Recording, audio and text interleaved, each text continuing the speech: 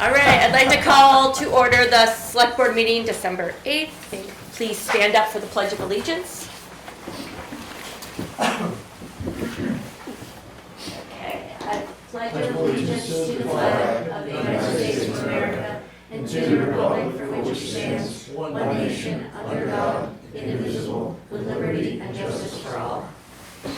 And a moment of silence.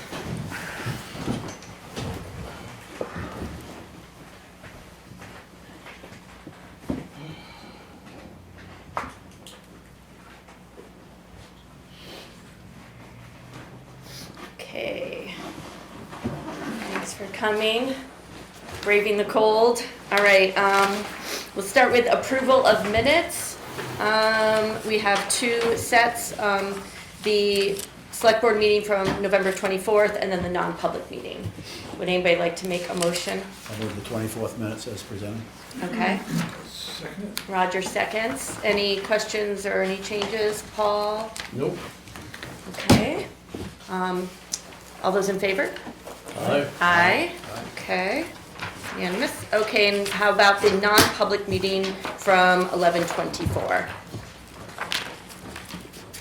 Take a motion. I goes over in Vicky's office, and I think everything is fine there. Did I see anything that I missed? Okay. All right, so Roger, you're making the I motion. make the motion, yeah. All right. second. Paul seconds. All those in favor? Aye. Aye. Okay. Moving on to public hearings, we have two public hearings today. One, both presented by Chief Smith. So we'll open up the first public meeting at 5:01 p.m. And this is about to accept and expend unanticipated grant funds. Chief Smith, please.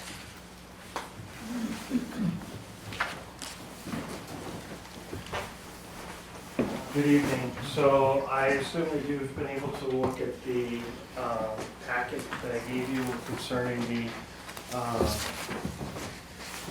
unanticipated funds for, it's a cops hiring grant for a school resource officer, and it's totaling $125,000, which is over a 3-year period.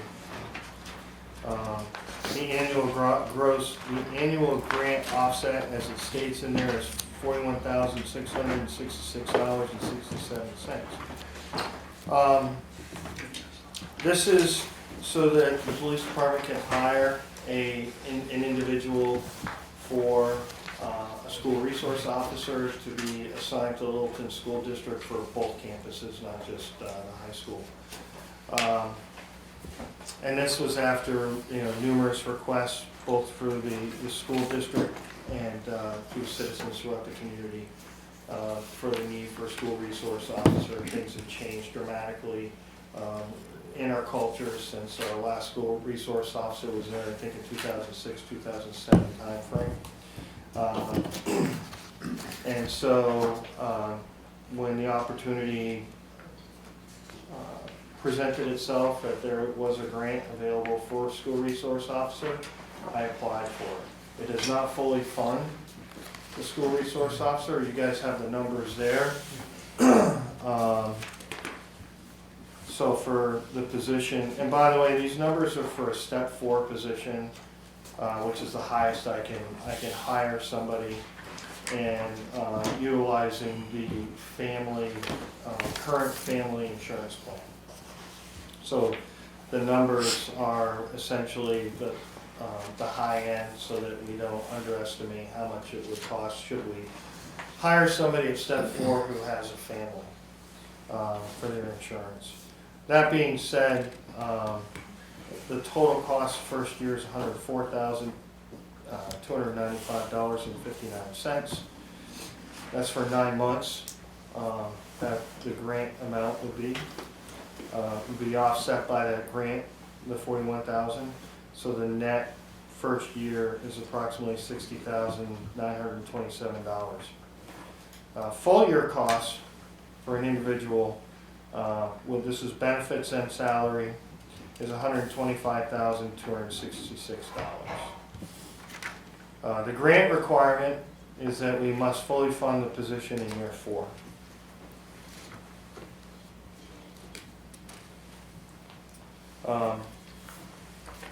We received letters of support from the school board, the principals of both schools. I believe I received one from you. And I believe Linda submitted one as the chair of the board so we could get support from the Department of Justice to get the grant. The grant was awarded to us, but we have to receive it. My goal is to put it on as a warrant article so that the public can decide whether or not they want a school resource officer in our school district. This is just the first step. If you do elect to accept these funds, the next step would be for the general public to pass the warrant article, and then we would put everything into play. So we would be voting to put it on the warrant as opposed to, That's a separate vote that you'll have when you go over warrant articles as a board. There's a warrant article for school resource officer. We can do Right. approvals and stuff. but if we vote tonight, we're voting to, All you're voting for tonight is Separate. to accept the award. okay. If we elect not to expend it, that's a whole different administrative thing I have to do with the Department of Justice. This is the first step. We, quite frankly, shouldn't go forward with the warrant article if we have an opportunity to partially fund it for the first 3 years. All right, let's start with any thoughts or comments So from the we board? haven't had a school resource officer since, I think it was 2007, 2008 timeframe. Oh, wow, a while ago. I have to say a lot of things have changed since that time period. First of all, there are state statutes that for guidelines for training of school resource officers. We had to put into place a memorandum of understanding prior to the application that was presented to the school district to review. Essentially, it's a policy. None of that existed back when we first had a school resource officer at Littleton School District. And so the controls and the checks and balances were much different than they are today. New Hampshire Police Academy offers training for school resource officers, and there's schools and additional certifications that they can go to now. It never existed back then. It was kind of a new concept. This is kind of a reset button if we do go forward and the town elects to go forward with a school resource officer. Personally, I feel that there's a huge need for it. We spend an inordinate amount of time at the school, both schools, with detectives doing follow-up investigations. There's mandatory reporting that the school has to do now anytime there's an assault or a theft.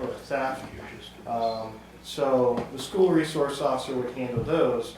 But the other piece generally is for mentoring, working with the kids, doing a project, doing instruction like we currently have Too Good for Drugs, which is an evidence-based program that we don't have in the high school, but we do have the program currently at the elementary level.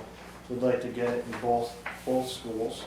And then there's just emergency planning that I'm involved in, as well as the deputy chief, throughout the year.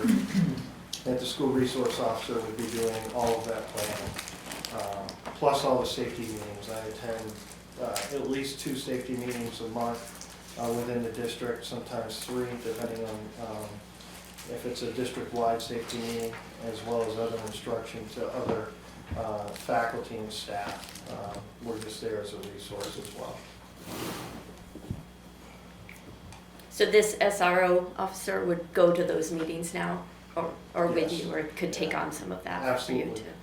And again, this is the first step. I want to give the community the opportunity to decide if they want a school resource officer, and that would be when we have a warrant article for them to vote yes or no, if they want it, if they don't. I'd move. Absolutely. I think it's great. It's a grant. Is there any chance that it's from the DOJ that is it only for first time, the first 3 years, or is there a chance to actually get it extended or get another grant to continue it? I mean, I know you don't know haven't heard that. of that, but certainly if there are more funds available, So- You'll go for it. it's taxpayer funded totally Part- on the 4th year. Yes. yes, it has to be. That's typically how it happens. Yeah. You're on your own. That's correct. I think the benefit outweighs, I think it's important. That's my personal, I mean, the voters will decide, but Yeah. I do worry about something happening at the school because it happens all over America now, and I do worry about our children. Sorry, Paul. Well, that's all right, it's just a couple of things about that. One, we're adding another police officer to the taxpayers. Yes, you are. Okay, that's one thing that bothers me. Two, I would like to see a letter from the principal, superintendent, the new, who's ever taking over, that there's a guarantee that this officer would be doing officer work only. Not like the last time when, well, Rudy was misbehaving, go get him. That's in the MOU. We're not, our officer is not involved in the school district discipline. Can't do that. Yeah, I'd like to see the school back that up. As I take your word for it, but I'd like to see something from the school.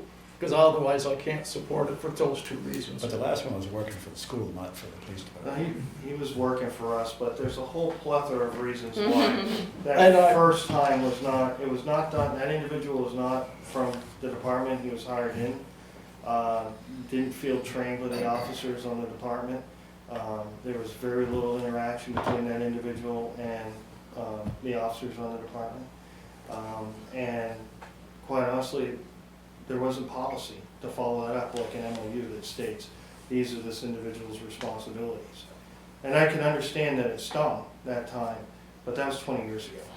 And so SRO, the School Resource Officer Program, has evolved not only statewide but nationally. So it's a whole different ballgame now.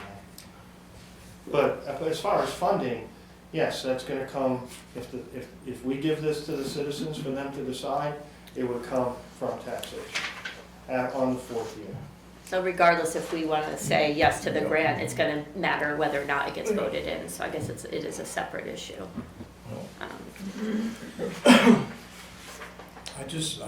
I have a hard time with it because of everything else that's coming to the taxpayers this year, next year, that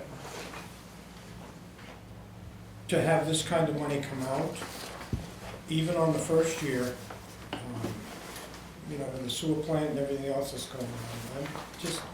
And I'd like to put it out there for the people to vote on, and if they turn it down, they turn it down. That's what I want Yeah, the people people to decide decide. as a warrant article. Right. But a lot of times when we agree and say it's approved by the select board, then that's what people go by. And I don't know if I want to put my name on this, honestly. I feel the same way. I It's just, people do rely on the select board to make an honest decision. We're not putting our names to recommend or not this warrant article right now, just the This isn't about grant. the warrant. This is just allowing the grant to happen if the people vote. Then we have more time to talk and think about it before we meet to go over our recommendations for the warrant articles. I'm just throwing that out there because it's two separate. We're not putting our recommendation for the warrant article right now. We're just trying to recommend if we would accept the grant if Once it it's a warrant passes. article, I understand So that. that's how I feel differently about it, because why would we leave money on the table if people want, if it's a majority vote, then we're not getting this grant if we don't go ahead with the grant. I don't know, that's how I see it differently. And we can still have time to ask more questions whether or not we want to recommend it on the warrant article. As far as the letters, I have the letters. I already have the letter. I had to submit the letters for the grant. And I believe it's a good thing you're doing. But we're at the point right now where we're trying to scrape off the top to make this budget work. And I just don't know about adding more to it. That's my only problem.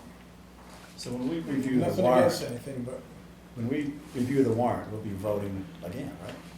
On that. We're not voting to recommend the No, warrant. but when we review the warrant articles, we'll be voting on the warrant articles. Whether to, yeah. That's correct. So you'll be able to have a voice during that When will part, we be reviewing the warrant articles for a final not set? for a few, couple Well, weeks. tonight, under my manager's report, I'll be providing you with some of the articles.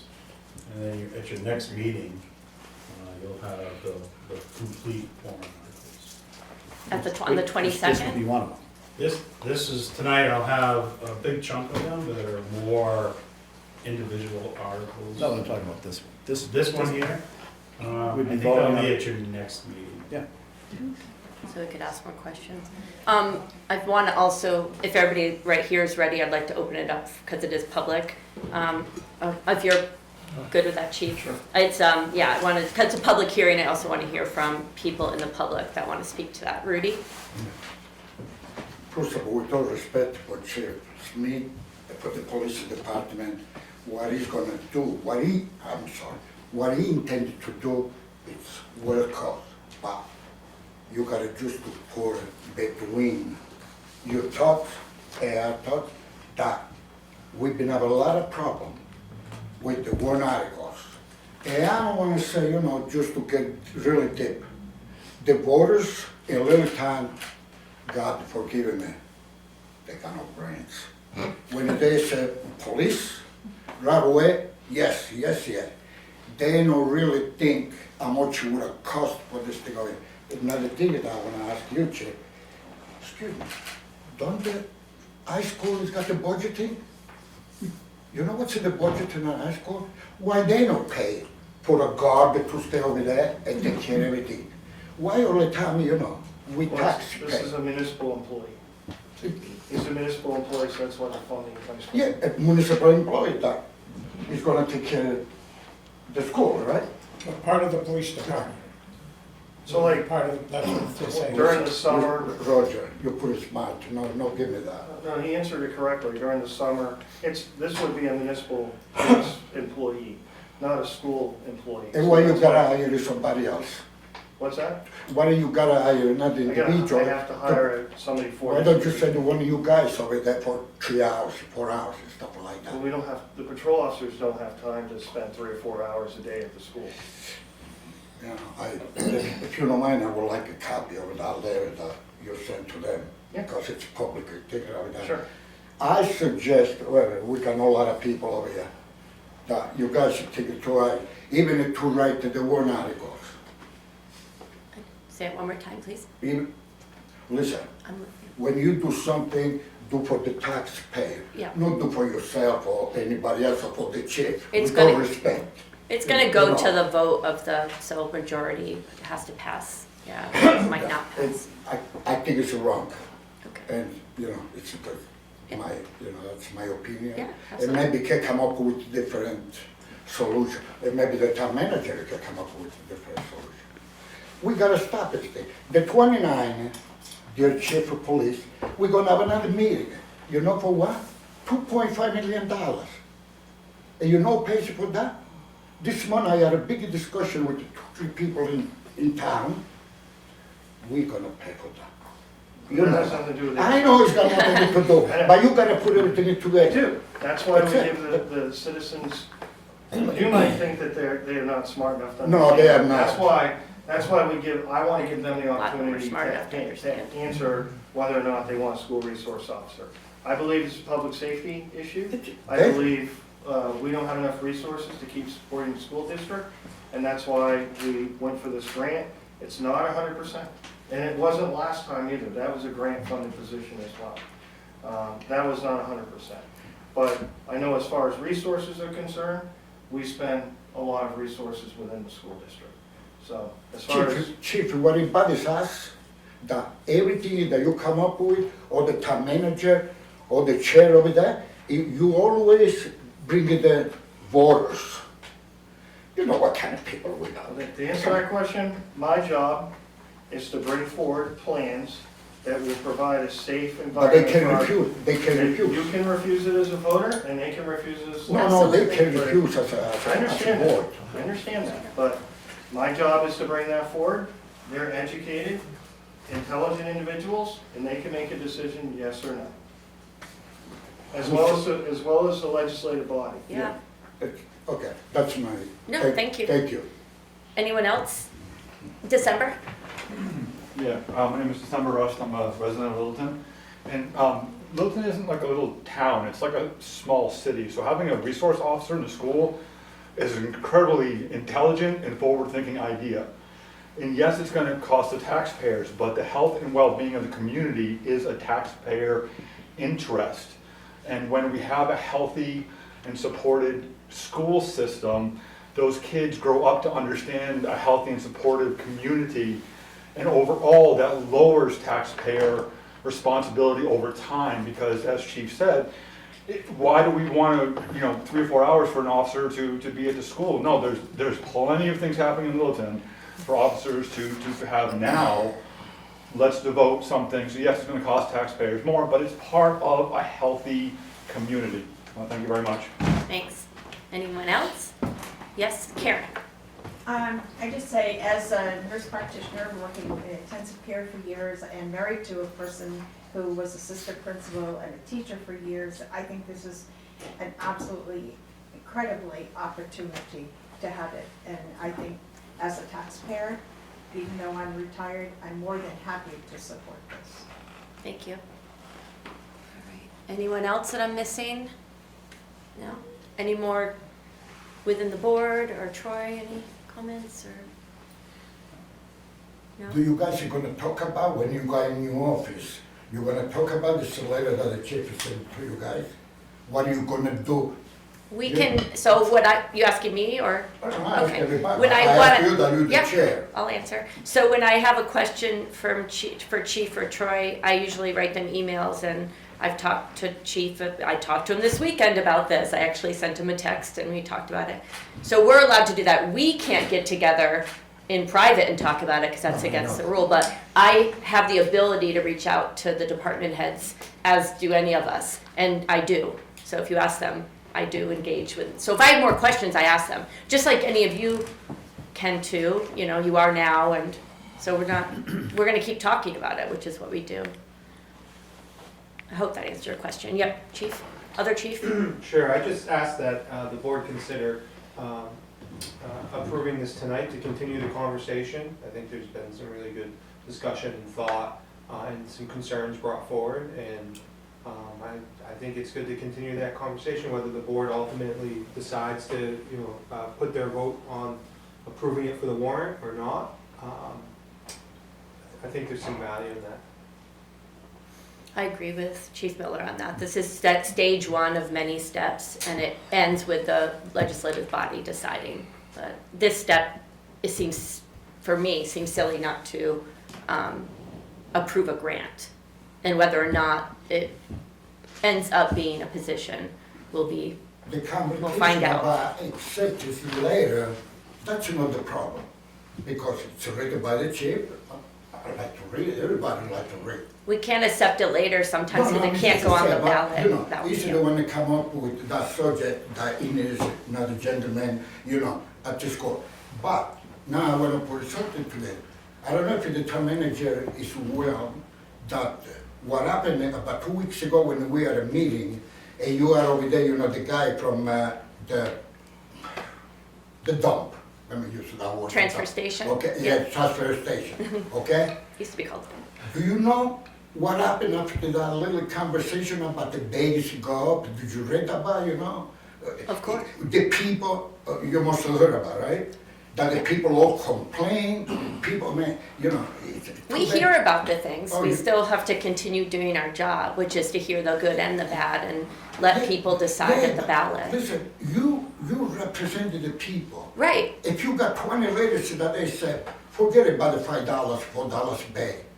You gotta come up with a solution, my dear I friend. get it, but maybe I'm getting 20 letters saying, that's a great idea, it's gonna bring down, there's both sides of that argument. So I'm just saying, maybe it doesn't feel like I'm representing you, but there's 6,500 people here. Madam Chair, I think I would Yeah. focus on the question at hand. Yeah. Whether or not this board is comfortable accepting the Yeah. grant Okay. this evening, which, as Chief Miller said, would allow this conversation to continue.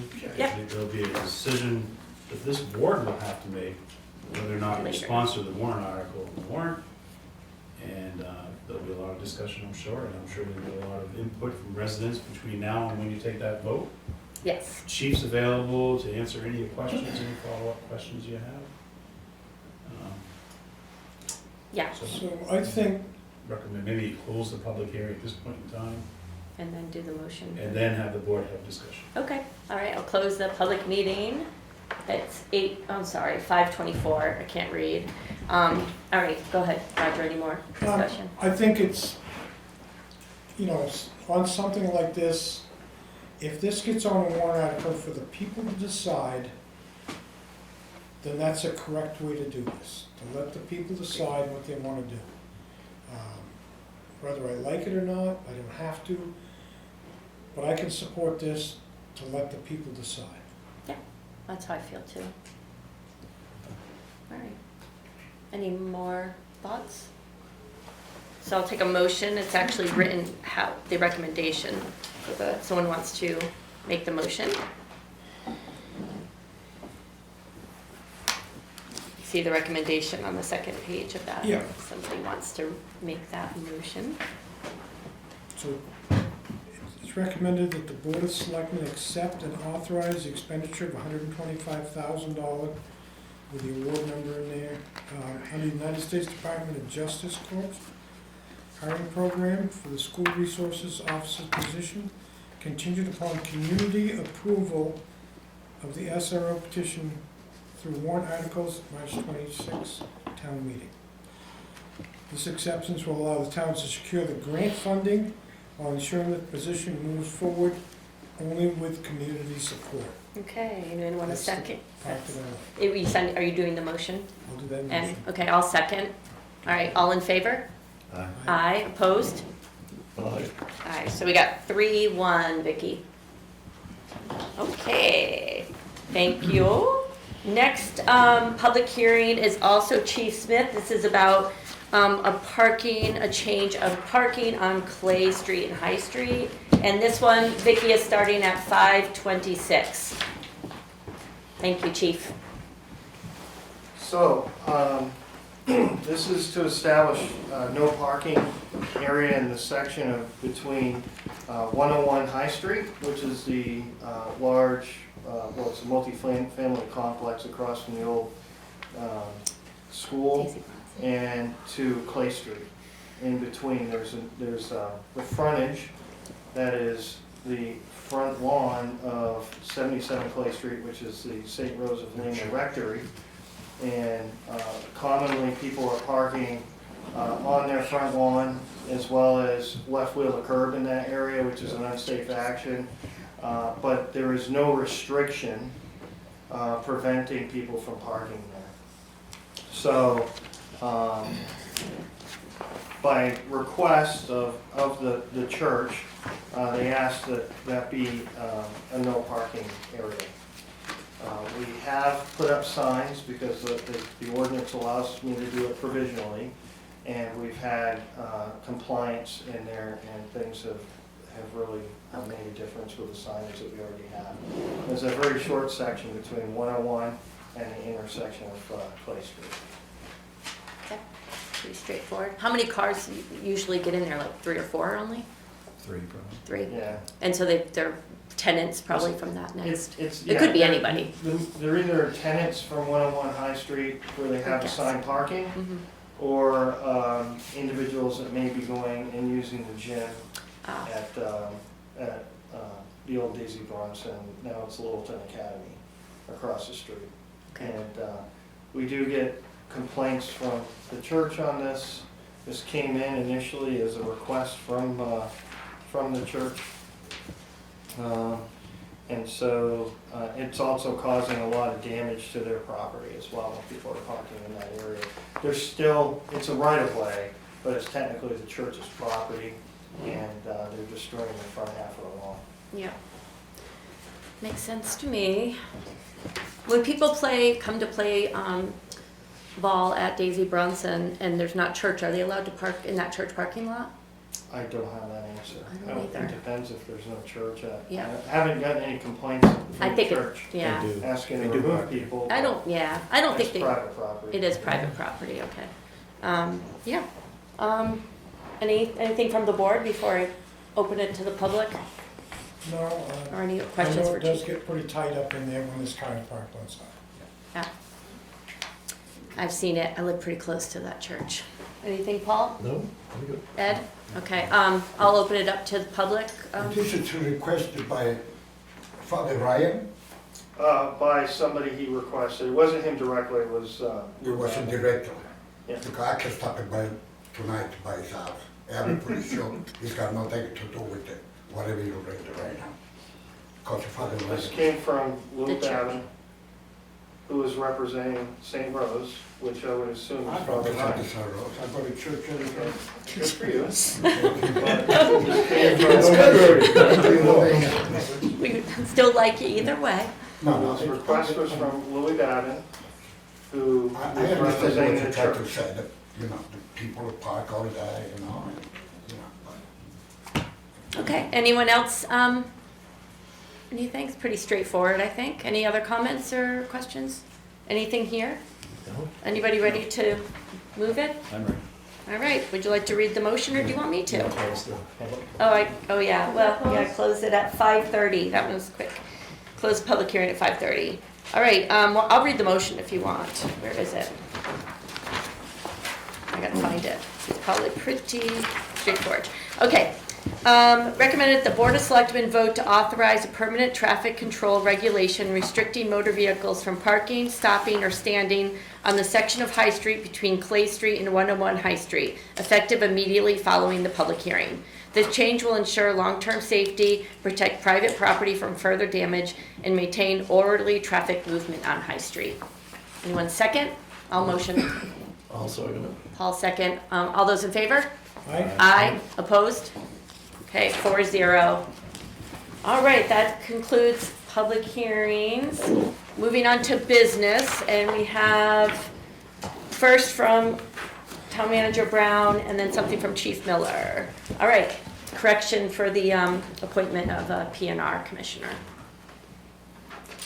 Okay, so Courtney Bowler, when we made the appointment for her to fill the unexpired term, we appointed that for just the upcoming town election in March. And we later found out that the state law is very clear that for this position, we would vote to fill that position for the unexpired term. So we're here this evening to ask the board to correct the appointment term to March 2027. Pretty straightforward as well. Yep. Any questions?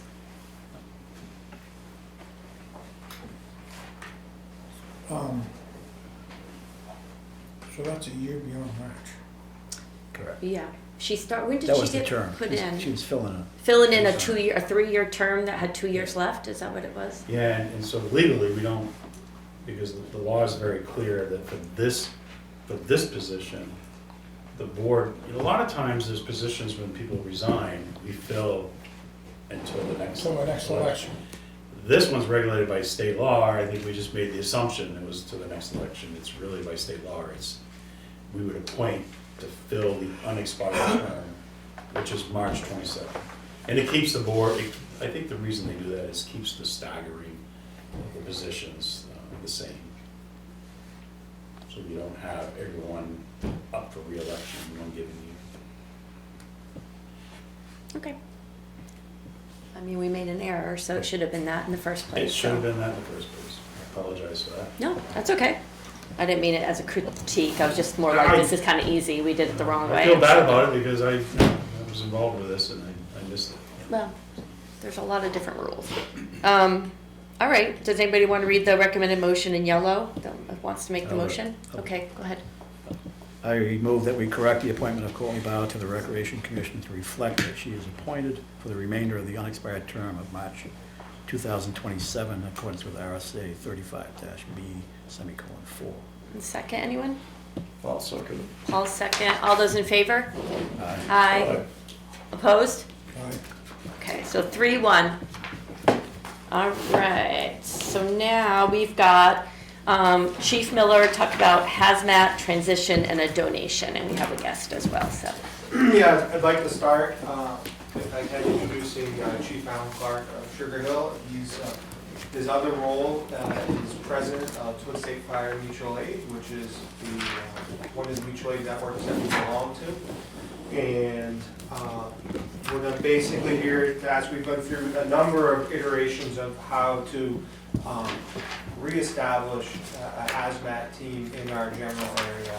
It's been lacking for many years. We had a great HAZMAT team in the 80s and into the 90s, and that with great planning, and that really waned. Chief McClellan really jumped on board and kind of started this process, and it's been a bit of a long, bumpy road about finding the right governance structure and fiscal agent for it.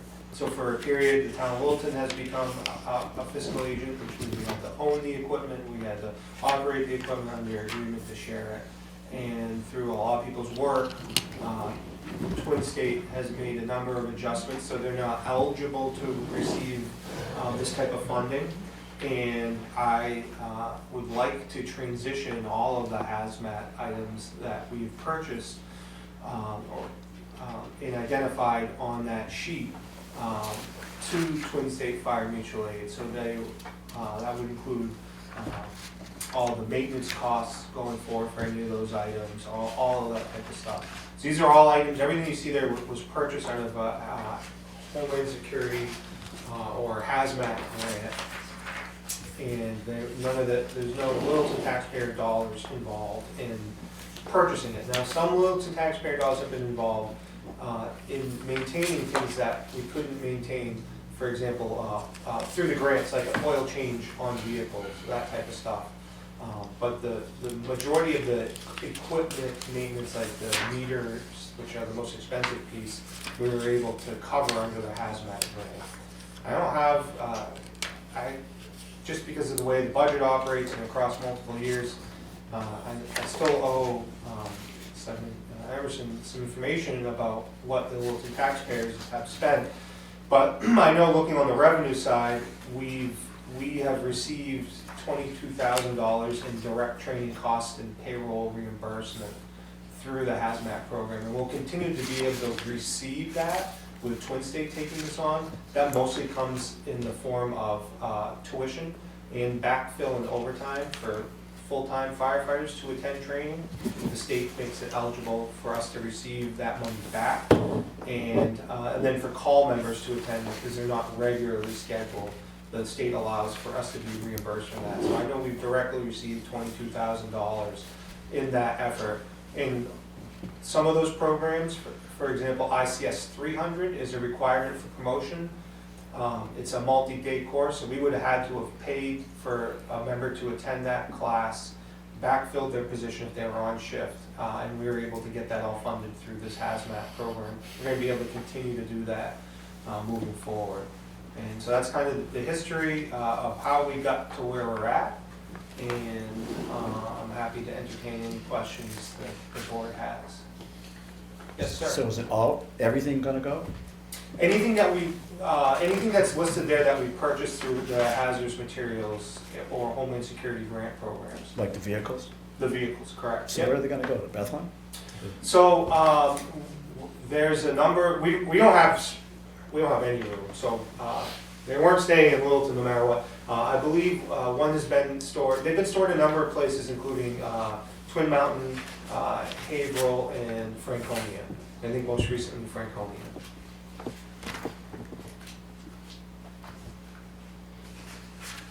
A lot of stuff's up in Berlin, right? We don't have a lot of stuff. There's a few items in Berlin, but there's not. So that's, some of those things are like a $20 testing paper. So it may look like a lot, but it's not necessarily a lot. So we have like a meter and some testing equipment in Berlin. But that's all going to be transitioned to the ownership of Twin State. So they're also gonna take over the registration, insurance, and everything else that's been on the taxpayers? Correct. Nice. Yep. They'll own the vehicles, they'll operate and maintain them, much like we do our vehicles. Well, that's good to hear. Yeah. So they're responsible for everything, maintenance, safekeeping? Sure, and as members, I mean, we pay a portion of it, Sure. but it's shared across the fire departments of Twin State. So this is really the best place for it. It's where we originally tried to put the HAZMAT team, but just ran into a lot of roadblocks. Twin State had a Vermont address at that point as a mailing address, and New Hampshire wasn't keen on sending Homeland Security monies to a Vermont address. And I had been on the other end of that when we were able to sneak some Vermont HAZMAT monies out because New Hampshire fire departments covered some towns in Vermont and received some angry communication from Vermont many years ago that we kind of stepped in front of them. So they've made the necessary changes on the board level, on the fiscal side, and on the address and organizational side. So explain to me how this is gonna work, because we're gonna have to buy into this program in order to be on it. So we're already members. So What if a town out there is not a member? So the way it's working for at least the next 2 years is that program's been funded through, pending a vote of the full membership for the next 2 years, and then we'll have to address it in HAZMAT assessments. The initial budget had our HAZMAT assessment somewhere around like $2,000 to $3,000, so that's what we would pay to participate and access that. And I have to remember, if I send one person to ICS 300, that's $1,000 or $2,000 class. So I receive that benefit as a member of this. So, but for 2 years, there's no planned fees from Twin State according to the executive board's vote the other night.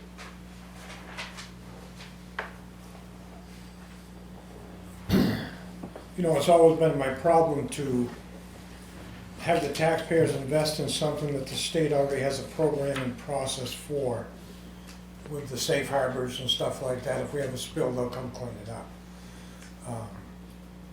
So the state doesn't have any type of program. We can compel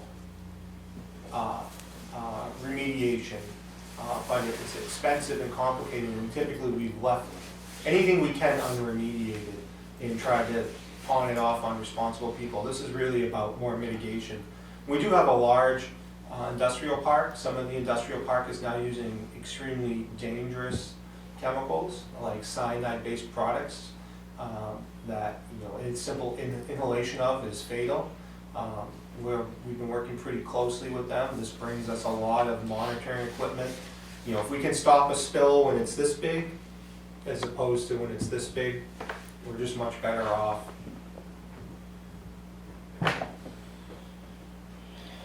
You know, that part of it, I guess I understand, but if a truck rolls over on the interstate, federal highway, and it's on the taxpayers of Littleton to help get it cleaned up, when they already have something in place to come and do it, Yeah. that's the part that I'm not really fond of. Yeah, transportation's really tough all across the board because it's the unknown. I can plan for the site where I know what it is and where it is and how it's stored, and we meet about it. I can't tell you what's going down the road right now.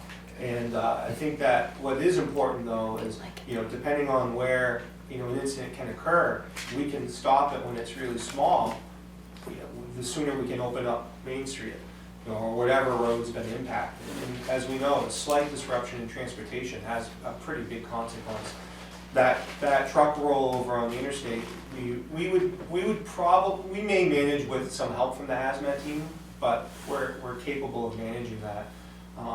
That one we did receive about the $10,000 reimbursement billed per hour for the fire apparatus that was there, for all the personnel. So we're still gonna do all those things. And if we can find a responsible party under state law, we will build a responsible party for the town's HAZMAT response.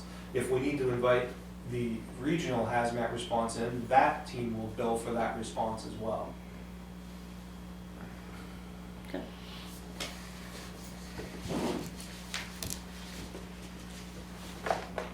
Anyone else?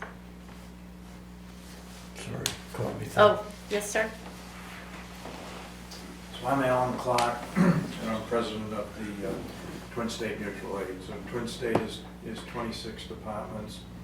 The original intent with Chief McQuillan was this was going to be a regional HAZMAT team. And then as Chief Miller explained, due to a couple of technicalities, that wasn't possible. Littleton stepped in and was able to get the grants and purchase the equipment. Twin State now is in a position where, you know, where we can now take possession of the equipment and the trucks, and also take on the responsibility of maintenance. We also will take on the responsibility of increasing the number of HAZMAT technicians that would serve the region, with the intent of being a real resource to Littleton, instead of having to rely solely on really Littleton as it has been in the past.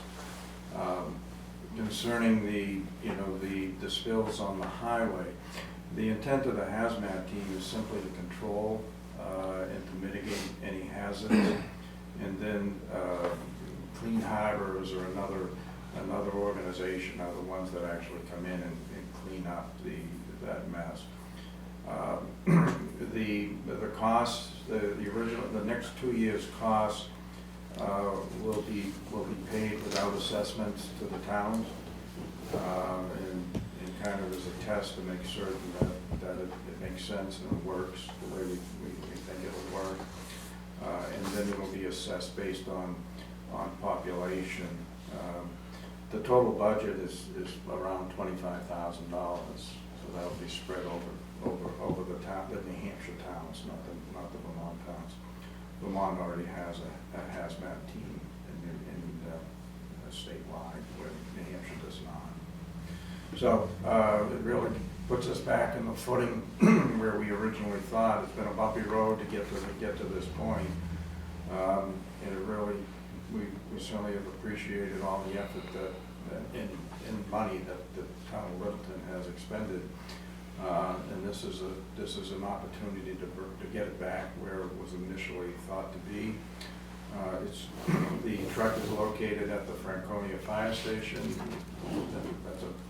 Should be a permanent location. The chief is a hazmat tech. It will be the assistant chief of the team, and plans are underway to get more of our firefighters trained at that level. So I think what happens is you get the benefit and the resources that are available at a very little cost. So, yes, thank you. Yeah, thank you.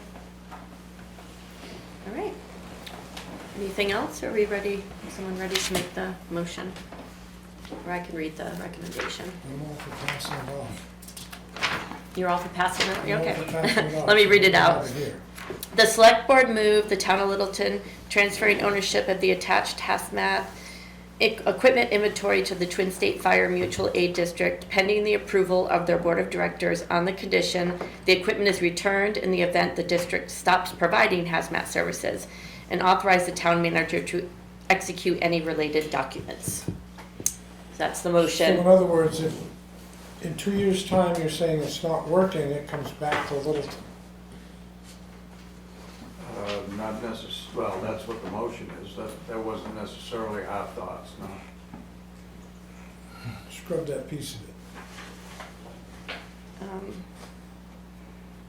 Well, I'll just say. Was it in there for a reason though, Chief? Chief? So, in my opinion, if it were to fold and the equipment were to be sold, We'd want. the mutual aid district would be the sole benefit from that. If the services are stop being provided, then we may have uses for pieces of the equipment. I don't necessarily think we would need the majority of it. And so that's why you may want it to come back. But I'm fine either way, however you want to proceed. If you want to remove that part, I don't have any objection to it. That's why I added it. I think it's fine the way it is. I'd like to see it come back. Yeah, If it it can make- sinks, if right. it sinks, I'd like to Can- know we're gonna get something out of it. And then we can sell it. It's not gonna If you continue. wanna change the motion or add. What I'm looking at is, I don't want it to come back and fall into the laps of the taxpayers to have a hazmat program in Littleton. Like for us So to would feel it- forced to do it on our own without if the rest Right, of it that falls. takes care of the surrounding communities from Littleton, you know. Is there any desire to do that? So I can just tell you from my perspective as chief, and I won't be here forever. I hope to be here for a few more years. Me either. I have no desire in going back down this road at all, zero desire. It may be something like, hey, we'd really like this meter, or we'd like this clamp, because we have this type of risk here, but I don't necessarily, I don't see a need for for the vehicles, if it's just us taking care of Littleton. So that would be. So the intention is to sell Yeah. versus keeping the And equipment, if a lot of the Twin State- equipment. If a statewide system comes in and they need these assets to support that, I would support that system as well. You know, I think that the more, you know, better, And I got no problem with that, just we're to better keep, served by better systems. keep yeah. it out of the hands. I just of didn't want it taxpayers. to, Yeah. you know, if the whole thing were to fall apart, there's some things we might like back. Yeah. That's it. All right, then, From my perspective, and it made, Yeah, I was and gonna- I haven't had a chance to discuss this with Chief Clark, and I do value his opinion. and all so right, I know he had his hand raised. Chief Clark. So. Yeah, the expectation would be if for some reason it's not feasible, then most likely what we would do is we would redistribute certain parts of that equipment. So there's medias and stuff that would make sense, but that would go to Littleton, some would go to Franconia, some would probably go to Haverhill to have something down there. So the intent is Spread it to around. just redistribute, because the issue's not going away, but the expectation certainly of the board was very strong that that they feel that it makes sense for the district to have it. The reason why they wanted to fund out of our reserves as opposed to having it on the tax rolls this year was because many of the chiefs had already submitted their budgets. And again, the increase in their dues will be relatively minimal, so there didn't seem to be a whole lot. And they just said, we'll give 2 years so that the towns will know it's coming and they can put it in their budget. But like for Sugar Hill, I think it's $550 or something, so it's not a lot. Thank you. Okay. I think that's fair. I mean, the whole objective is that it gets used, was federal funds for purchase, and if they're willing to make that commitment, then I think that meets the objective. Maybe just by changing one word of the board of directors, on the condition the equipment may be returned. Sure. Instead of is returned. Yeah. Does that feel better? Just like, because it might go to, like you said, if one place needs the clamp or something, I don't know how the things are, but maybe it goes to Haverhill or it goes to, all right, so, I made that motion then. Made a motion to Yeah. change the motion? Yeah, I guess I made the motion. Should I read it all over again with the may be returned? Yeah, okay. All right. The select board moved the town of Littleton transferring ownership of the attached HAZMAT equipment inventory to the Twin State Fire Mutual Aid District pending the approval of their board of directors on the condition the equipment may be returned in the event the district stops providing HAZMAT services, and authorize the town manager to execute related documents. I make the motion. I'll second the motion. Paul second. All in favor? Aye? Aye. Aye. All opposed? Okay, so it's 4-0. All right, now we're moving on, thank you. Now we're moving on to town manager reports, and Troy has some things to share.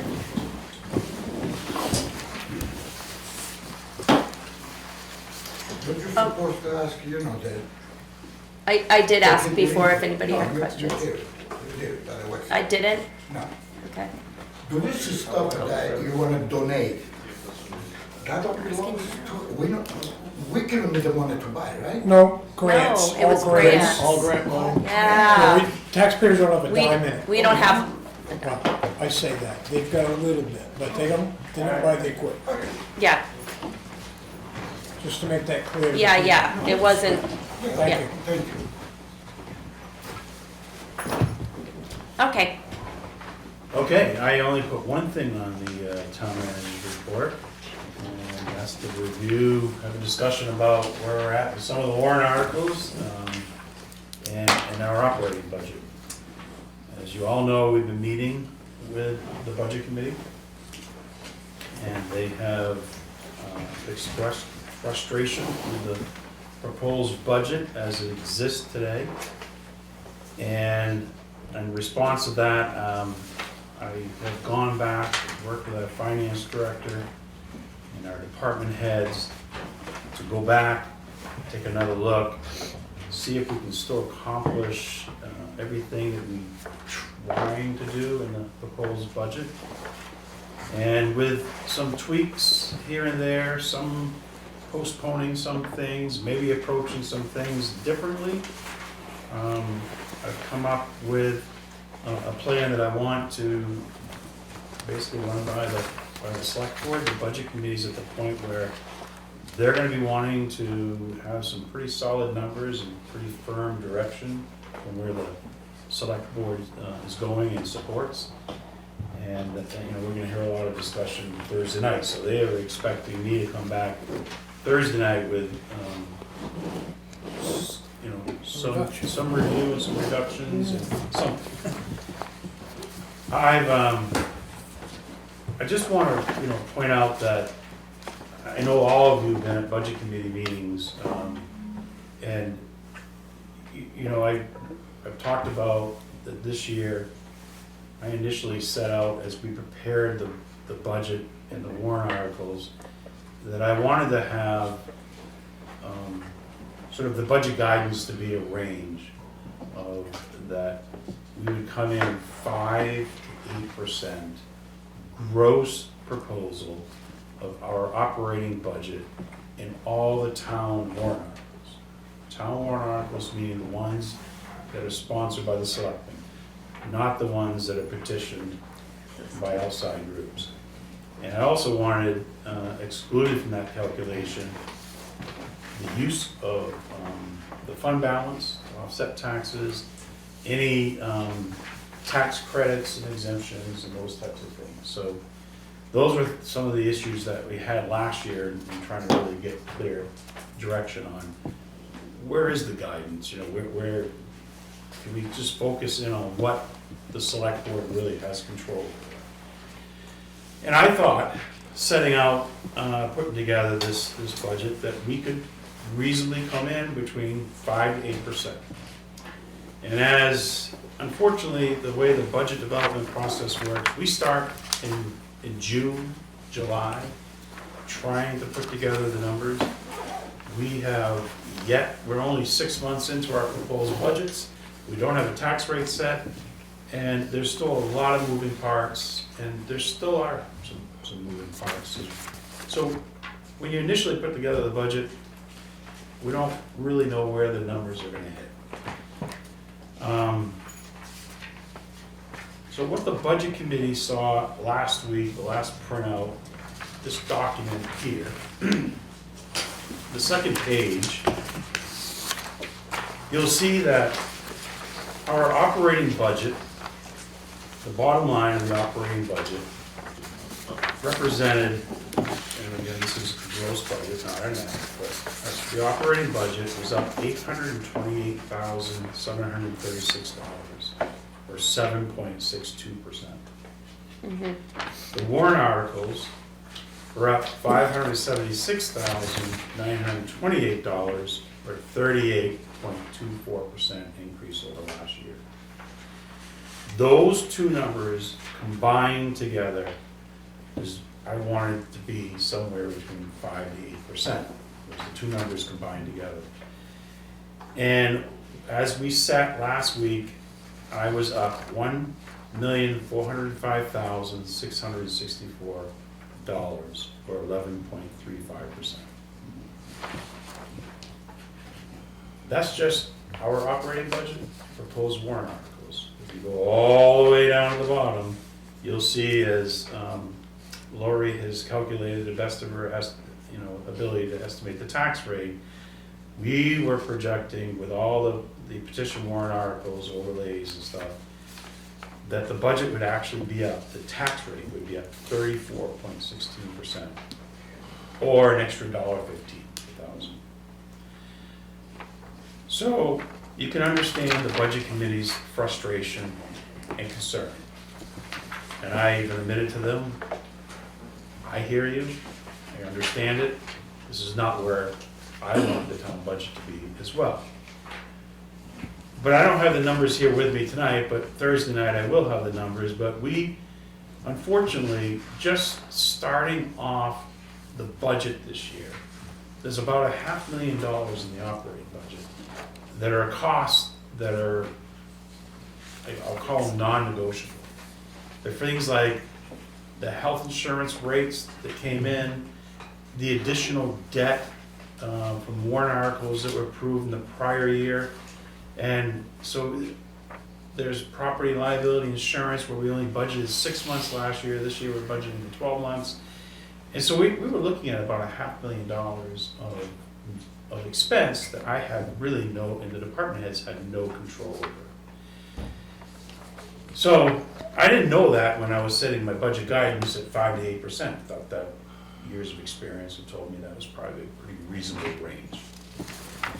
So now to come to the front page of where we set today, from work that I've done with our finance director and our department heads, we have improved.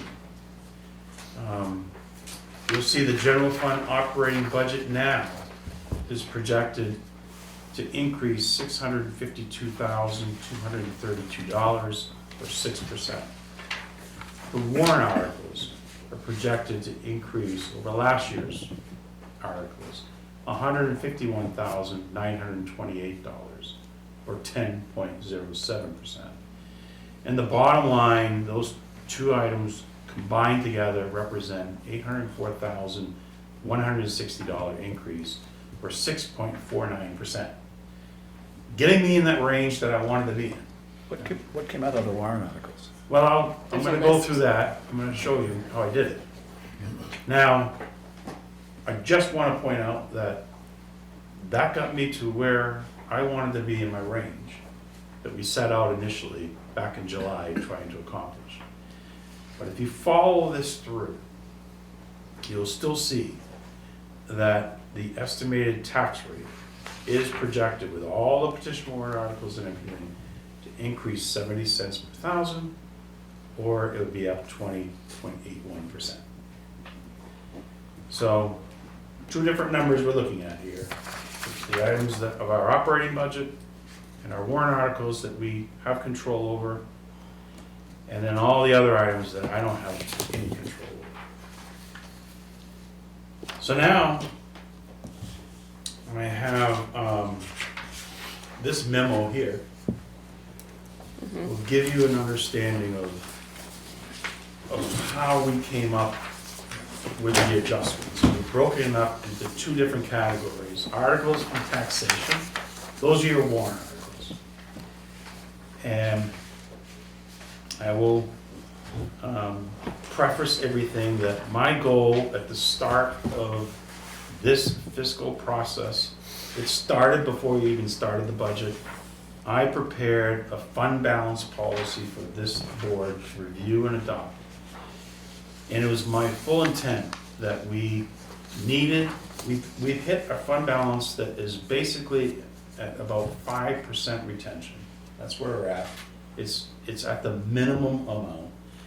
And it was my recommendation that we work together to try to get that retention back up to 8%. And I thought it would take us about 2 years to get there. And in doing so, that the policy clearly stated that we would not use the fund balance to offset taxes. And that was when we go to set the tax rate. Do not use the fund balance to offset taxes. This town had a history of the last 2 years. 25 was the first year we didn't do it, but prior to that, we used about $700,000 to reduce taxes. So we stopped that practice this fall when we set the tax rate. We did not use fund balance to reduce taxes. This proposed budget, again, with a tax rate calculation, we are not proposing to use it. If you followed our policy, we're not supposed to touch fund balance until we get it to the point where it's 8% retention. And then anything above that 8% would be used for one-time capital expenditures, those one-time emergency expenditures that occur. And the whole purpose of that was so that we can continue to try to have a stable tax rate, so we don't have ups and downs. When I put together the warrant articles and the proposed budget, it was my intention not to touch the fund balance at all. What you're going to see here is that I do have a couple exceptions. They're minor, in my opinion, and probably justifiable. One of the things the Budget Committee Chair said in her closing remarks last week was we need to have some compromise. one of the areas she mentioned was in fact maybe the fund balance. So the first reduction is $25,000. These are warrant articles. The first one is $25,000. I had a warrant article asking for $50,000 to help us work over the next year on designing and doing some minor improvements to the new town office building renovations. So we have, now that we've purchased the building, we have about $75,000 remaining to be used towards the building design and some fit-up costs. I know I need to spend money on separating the electricity in that building. And so looking at that, I'm like, okay, maybe we can reduce this ask from 50,000 to 25. Then we have 100. We'll try to make that work. I had a warrant article proposed to change the townwide assessment expendable trust fund, where we were gonna raise $50,000 and start putting away money so that we could save money up for the next time we do a townwide assessment. Mm-hmm. And you'll see as we go over some of the warrant articles, I've decided that not only do I not want to put money away for the townwide assessment, I want to do that, but I want to expand the purpose of creating a capital reserve fund so that we can do savings for the future, but also deal with issues that we're going to be dealing with here very shortly.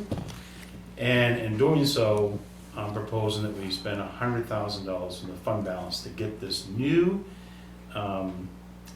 capital reserve fund or expendable trust fund established. We'll see that when we go through the warrant articles. This is another area that's I'm not sure how it's going to be received by the select board, and I'm not sure how it's going to be received from the budget committee. But we currently have a capital reserve fund where we put money away each year, saving up so that when it comes time to replace our police cruisers, we have money in the bank and we can buy those cruisers with cash.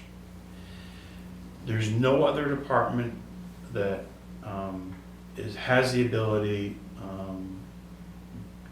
or has warrant articles that are putting money away for a future purchase.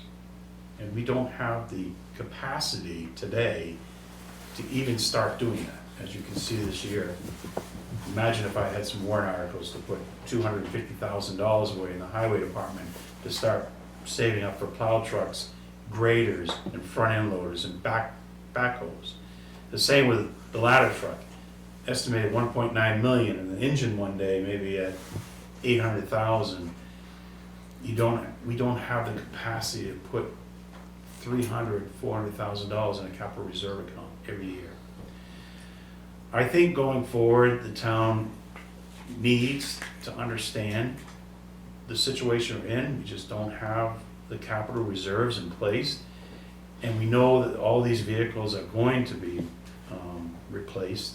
We have a capital improvements plan that lays out the replacement.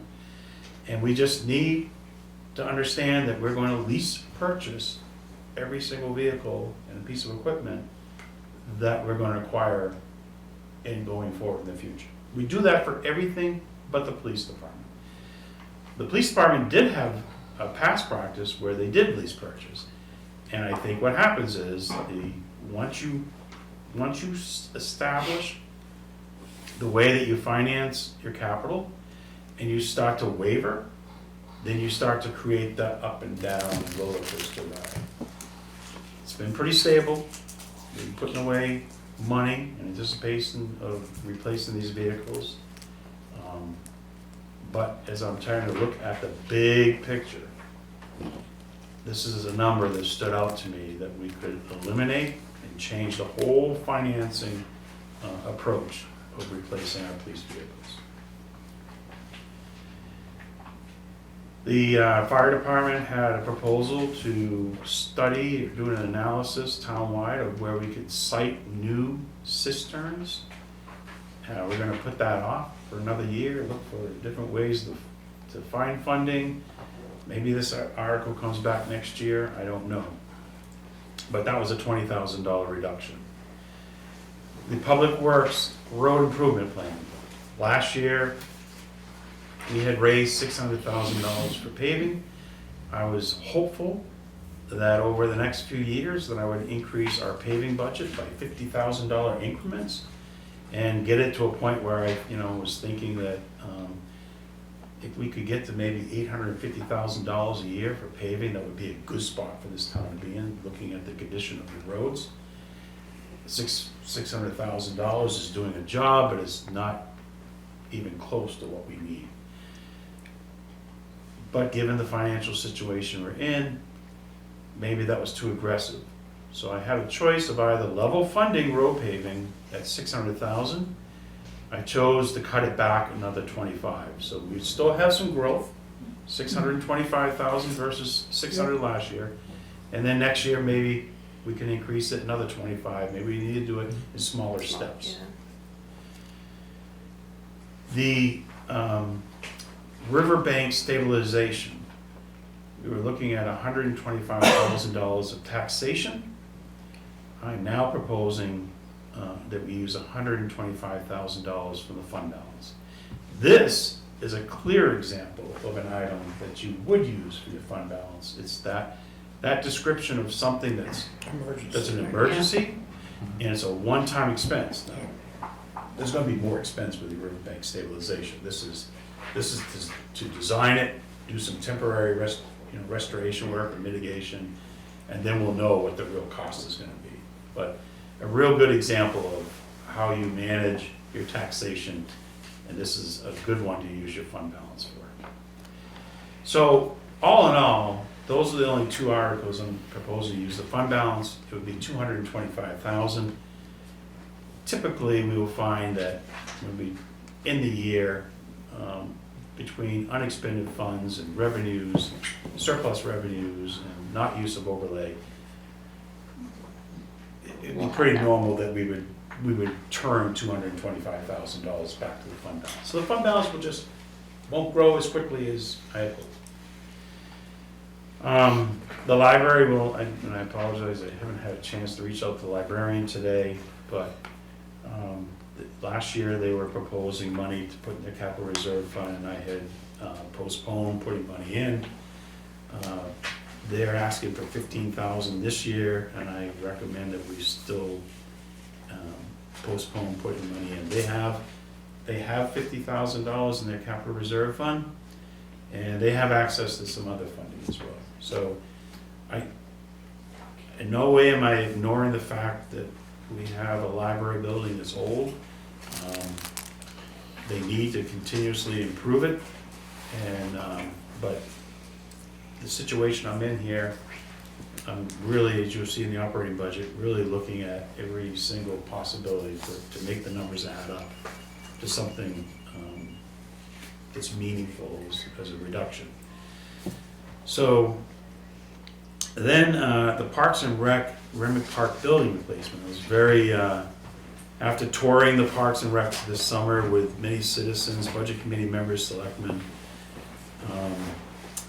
I really wanted to try to get some seed money to get some movement going for Remick Park. And I had planned on trying to use $150,000 from taxation. And so I am looking to just roll that back from $150,000 to $100,000. It's a $50,000 reduction. Reduce the parks revolving fund. So there's a warrant article to raise and appropriate monies for the Parks and Recreation revolving fund. We think we'll have some money left over year end, and so we can reduce that warrant article by $25,000. Same exact thing with the transfer station. We feel that we can reduce the proposed request right now by $25,000. That's a direct reduction of $425,000 in warrant articles taxation that was on the table last Thursday night with the budget.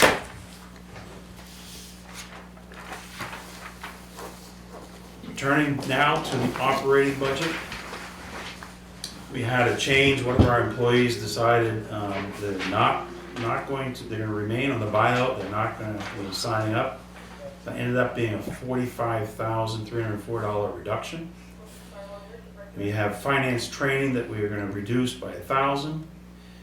We had a finance treasurer's stipend that was, we're reducing that increase by $2,000. We're reducing the property appraisal services by $25,000. We still think we have enough money to do what we need to do for 2026. Reduce our legal collective bargaining line by $20,000. We have 2 union contracts that will be negotiated next year. They're with the fire department and the town hall staff. And I don't believe that I'll be needing legal assistance for that. I can handle that myself. And that will result in a $20,000 savings to that legal line. We have a $4,000 proposed cut to the general government boards and committee support. We were looking at, the budget committee had been looking to get some assistance with having their minutes taken by an outside source. And I think they're just gonna have to continue doing it themselves for another year. We'll look at it again next year. So it's a $4,000 cut. Hey, the budget committee's got a cut too. Remove the police department, new position. So the police chief had asked for some support, some administrative support for his prosecutor. And I totally supported that request, knowing that there's a lot of work. We want the prosecutor to be able to not do, just administrative work. He's prepared for the cases. But I think with everything going on this year, if we can just hold off one more year, and we'll revisit that next year to see where we're at. We also had the police department, we were looking into contracting out cleaning services at the police department. And again, just, looking at areas that we try to prioritize expenditures, we think we can hold off one more year, work with the current town employee that's doing that work, and seeing how we can support them better to make sure the job is getting done. So with that reduction of A2, we are gonna have to put wages back into the town office line that pays for the employee that does all the town office, all the cleaning services. The fire department, looking at the part-time positions, the chief obviously is hearing everyone about trying to reduce overtime costs and trying to use part-timers as much as possible. But looking at where we're at with union contracts and just the current staffing level that we have, we believe we can cut that back $10,000 this year. We'll look at it again next year, in union negotiations next year, and we'll take a look at that. Streetlight system improvements, $2,000 reduction. Reduce the fire department vehicle maintenance by $15,000, and reduce the fire department equipment purchases by $20,000, and reduce the fire department EMS equipment purchase by $12,500. That added up to an additional $176,504 cut out of the operating budget, which brings a grand total of $601,504 for reductions. Now, there's 2 items that are still going to appear, we hope, if we come to agreement. But it will be the cost of a negotiated lease agreement and the cost of a negotiated highway agreement. And those will come with a cost.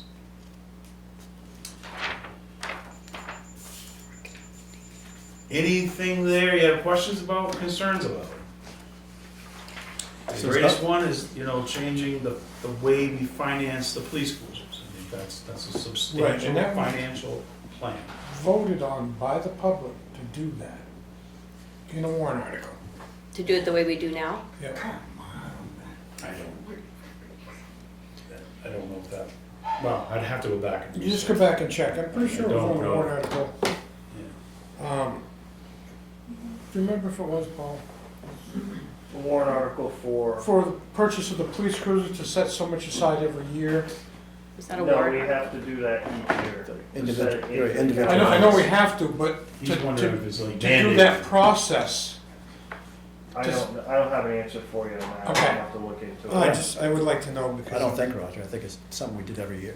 to- Yeah, but it only started a few years ago and we started putting money aside That's right. because it was such a burden to buy 4 police cruisers. Oh, we did, but Like- it didn't commit you to doing the same thing the following year. Just, So I think we voted on it every year that we put money aside. so we were doing $50,000 a year for 4 years and then when it was time to buy the cruisers, we just bought them. And we brought it up to 65,000 because the price of the vehicles have gone up so much. That, I know that, I'm just trying to think if every year we voted on putting that money aside. No. What I recall is that the proposal was to set the money aside each year in the capital reserve fund. And what that would do is on that 4th year, there wouldn't be a bump in the budget. The money would already be there. Right. And we could do the purchases, and so it was a consistent payment Rather throughout. than get hit once every 4 years with a big number. You don't see a big bump. Yeah, yeah. Because we found that purchasing all the cruisers at once was easier for the technicians and the radio installation and everything. We're doing it all at once, but it was better for maintenance. Our maintenance costs haven't increased. That being said, the town manager is proposing to take a different approach to how we finance those vehicles. I don't believe you're gonna see a bump, we're gonna finance them differently. Is that correct, Troy? We're just gonna go, So we're it'd be a looking at it lease, differently. lease to own type So thing, rather we're than just, gonna have to do some work on looking at all the vehicles and heavy equipment and everything, and taking the CIP plan that was just recently approved, updated, yeah. and now figure out how you lease and finance this stuff over 6 years. And with the goal being that we try to keep that debt kind of the same level as close as possible. It's important to do that. So it's a different approach. So the lease purchase payments might end up being $65,000 a year, or you can put it in the bank. The one thing that I understand there's a couple of different ways of doing things. And obviously, old school is if you buy things with cash, you're saving interest and there's no debt. And I get that. But when you look at businesses, they don't buy a lot of things with cash.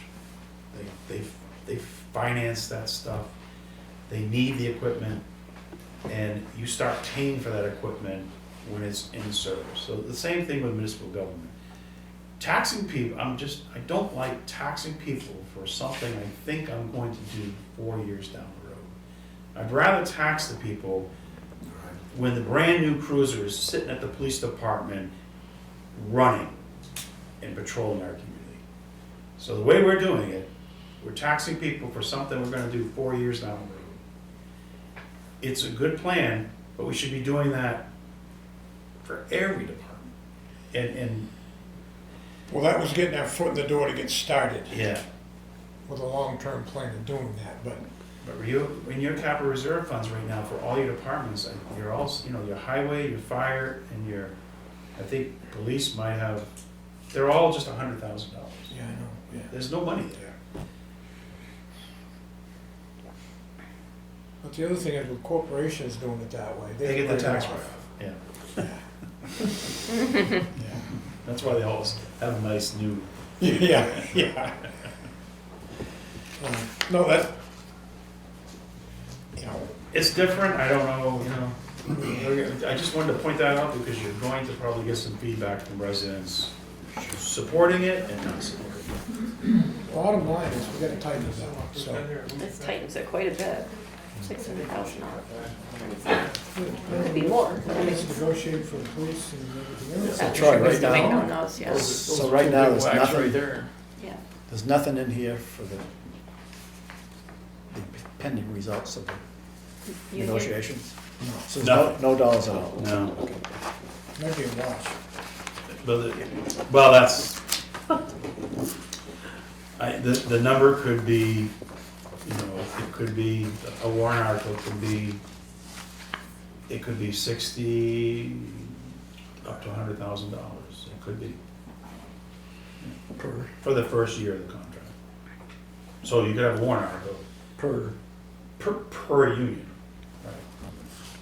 Yeah. So those will be one. So all the work that we've just done, you have to understand, Some of it, yeah, It's it going goes on. backwards, Two- forward, backwards, two 3 steps forward. other articles that are gonna be coming forward, hopefully, we can negotiate it, and there's gonna be a cost to those, so. I just don't want you to be surprised Those with are- that. those It are- seems like you understand Are it. you done? Tomorrow we meet for PD. I mean, cleaning, Oh, with this? There's, there's, are there other items to look at? there really isn't.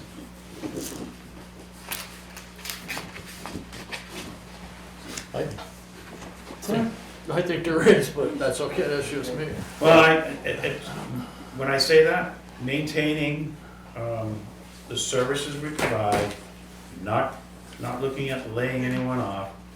No, I wasn't looking for laying That's- anybody off, that was. No, I'm just saying, I mean, that's what I'm, you know, I don't know where else there would be, But there's some equipment questions in there that could we look at again and see if that truly a need for the equipment?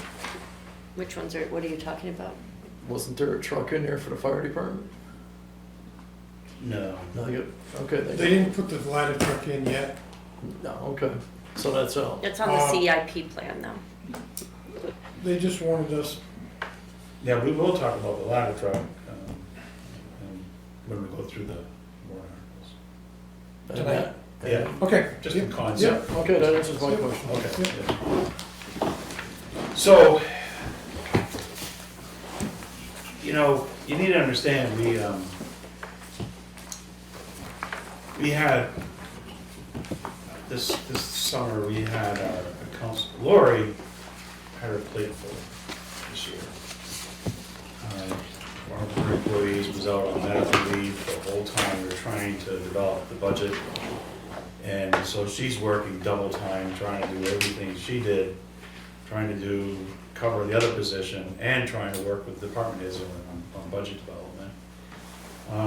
And then, you know, this, with the whole wastewater plant kind of having its issues, it really took a lot of time, my time with Eric, and then the whole special town meeting process took a lot of time.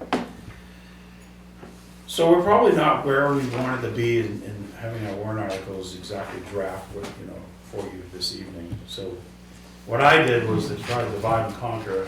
The articles that I felt were more my responsibility for drafting. That's what you have here this evening.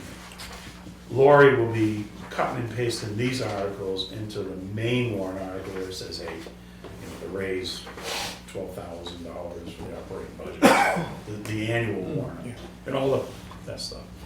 So what you have here this evening is the ones that are more specialized and unique. And I just wanted to point out to you, the camping ordinance amendment, I've not forgotten about it. We will have something available for you at your next meeting to look at. I think there's just some minor language that can be incorporated into the current ordinance that would accomplish what I believe we want to.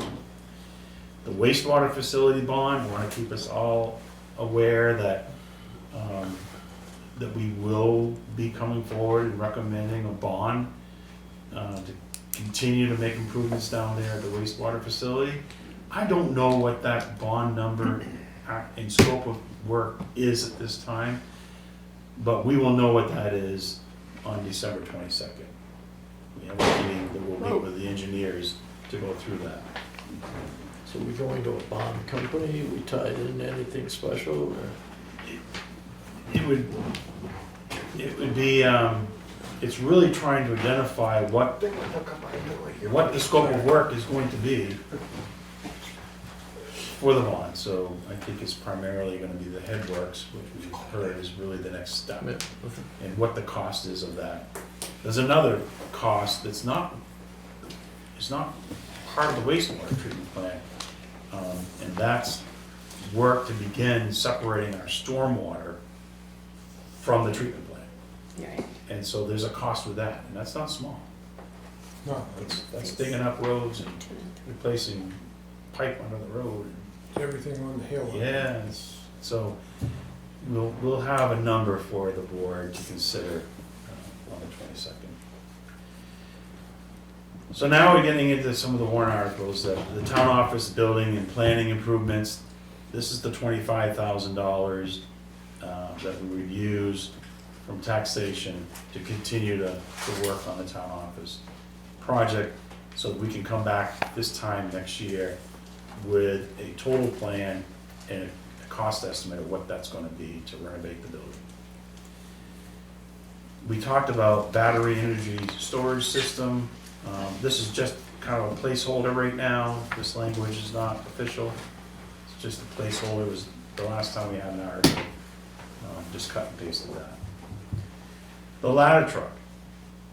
So this language is most likely going to change, but I wanted to get you, aware of what we'd like to do for the ladder truck.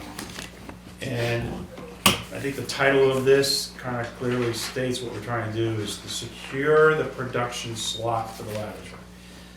Our problem with the ladder truck, we've heard from the chief, if you actually enter into a contract and order your truck,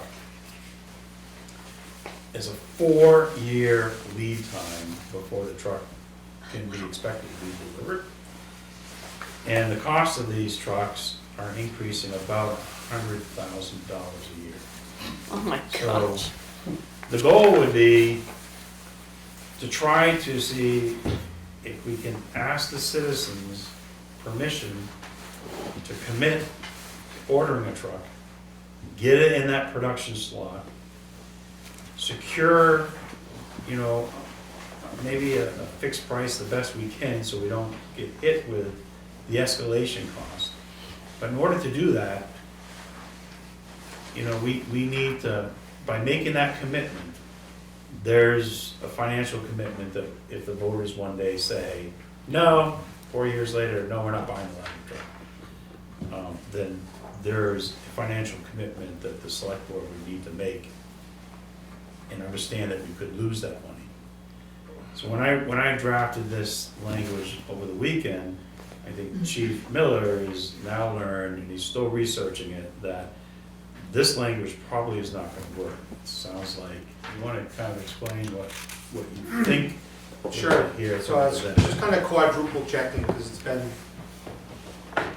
kind of a reiteration of the same question. I don't believe we need to make any type of down payment. The down payment doesn't secure us anything. It's kind of like, $0 down, buy your car today, type of thing. But when we sign the contract, there's a penalty for order cancellation, and they derive that fee around 4% of the total cost of the vehicle. They say that they've had engineers involved in our spec, and we're buying a stock truck. Pretty much, we just told them what color, red we want, and a couple of the things move around. It's like, do you want that shelf bolted there or there? So we're like, how about there?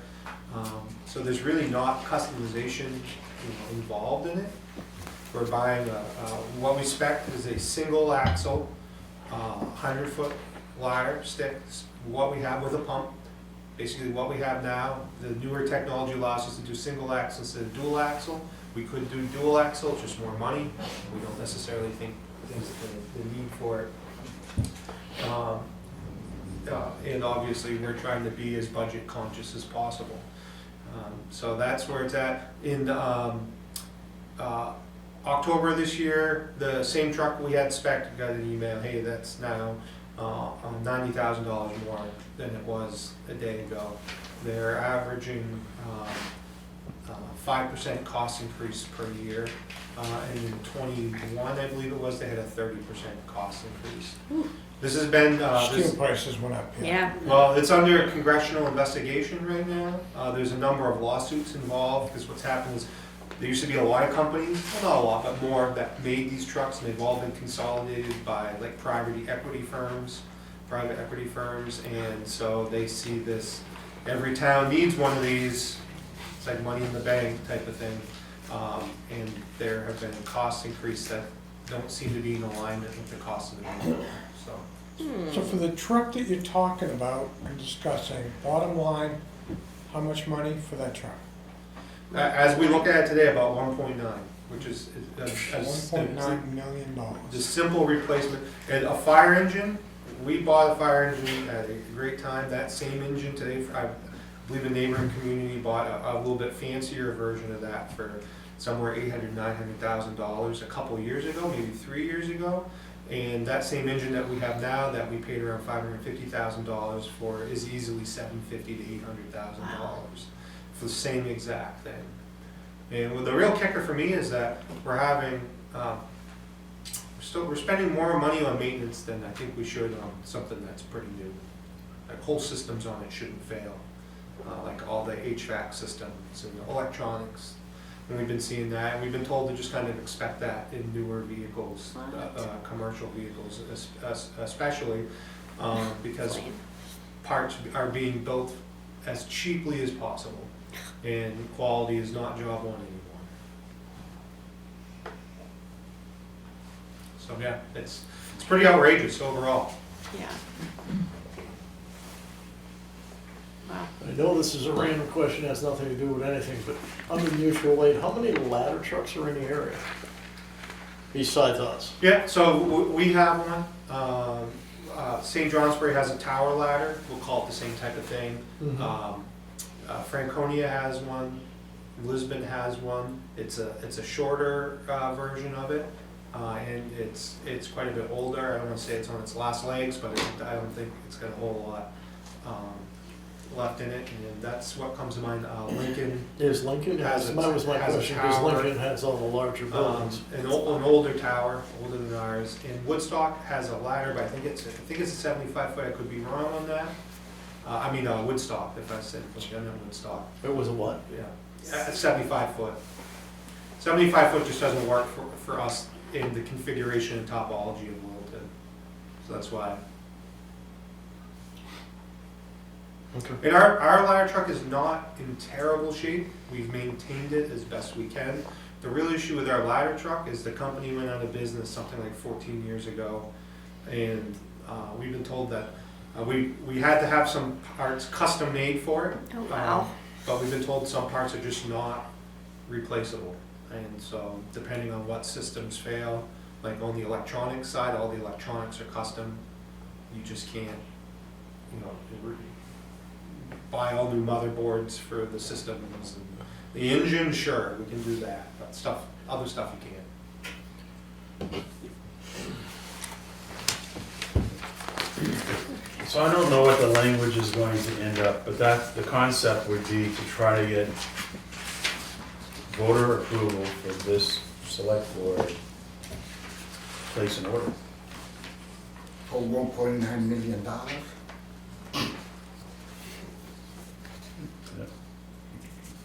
You're not gonna buy a ladder truck any cheaper, and the price is gonna keep going up. Not so a it's- but matchbox, it's- yeah. I mean, it's, no, I know, I'm just saying, it's nothing, I'm the chief can do speechless something along I can with do, I can't buy one for 1.2 million, I just can't. I'm sorry if I really insist on that, because you're talking about a lot of money that is, we taxpayer, we get involved with it. Even if it's a fraction, 20%, 3%. I always believe that you as a town manager, okay, and him as a chief, the fire chief, gotta come up with a solution. You can't take a blood from a stone. Eventually you're gonna involve with the charity people.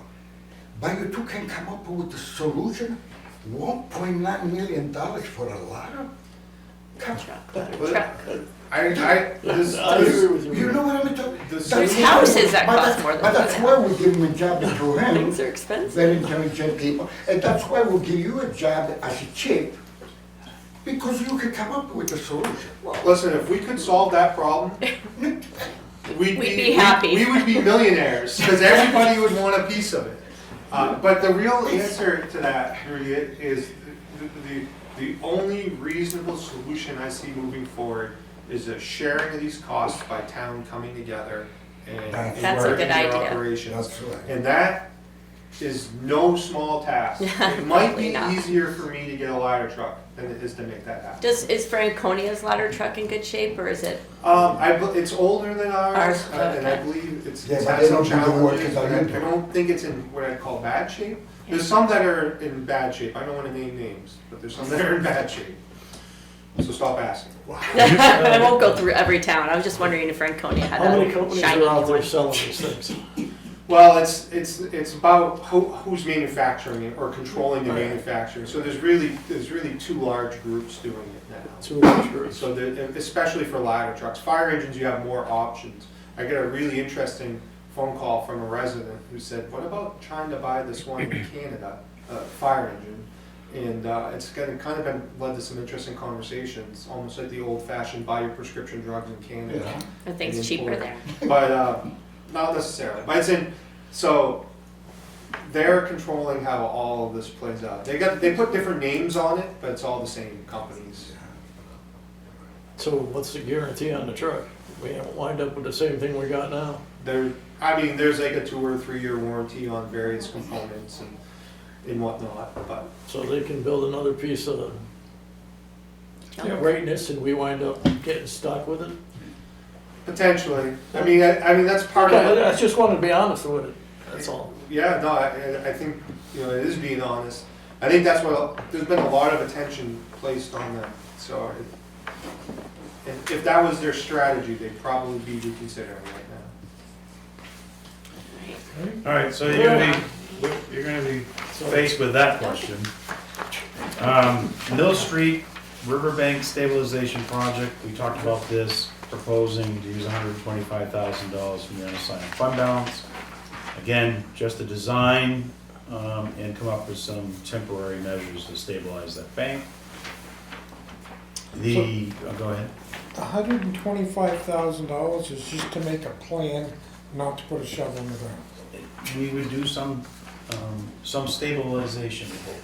Okay, FEMA thinks it costs about $14,000 for us to make a plan that's compliant with all of the Oh, federal really? regulations for operating in the river. So that's Aren't they what federal though? Shouldn't they know what the federal regulations are? That's what they've offered us, and there's they're willing to write us that check today if we assume all other costs. No. So we've worked with our engineering company, and we're gonna have to pay up front, but we're able to get reimbursed on the back end from FEMA. Ah, gotcha. I mean, we got Director Oliver here, and do you have anything you want to say? Because you've been working directly with the engineer and FEMA as well. Yeah, so basically what Chief Miller said, this 125 is to get us so that we can put equipment on the ground and start fixing it. And then FEMA will give us money back, and that'll help us move forward, depending on what the size of the project is. But right now, we're in understanding what the bank inside has, what the makeup of it is. And, they thought the cost was $14,000. They gave us $14,000. It was a $78,000 contract. So some of that, we've got that money. Some of that will increase when we can prove what this project really is. But the burden is on us to prove. So we need the money. It's a pay to play. yeah. If not, the project just stalls straight out. And I don't think we can wait another year. Okay. The next proposed article, this one's different. So I'm gonna go ahead and read it because this was an idea that the Budget Committee came up with last year.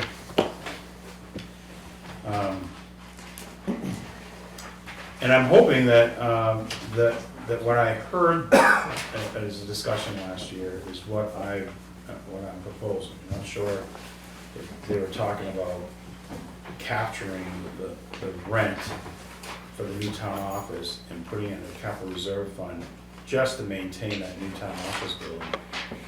But what I'm recommending is that we establish a fund to take that annual rent, put it into a revolving fund that can be used for building maintenance townwide with no big strings attached. So let me just read it.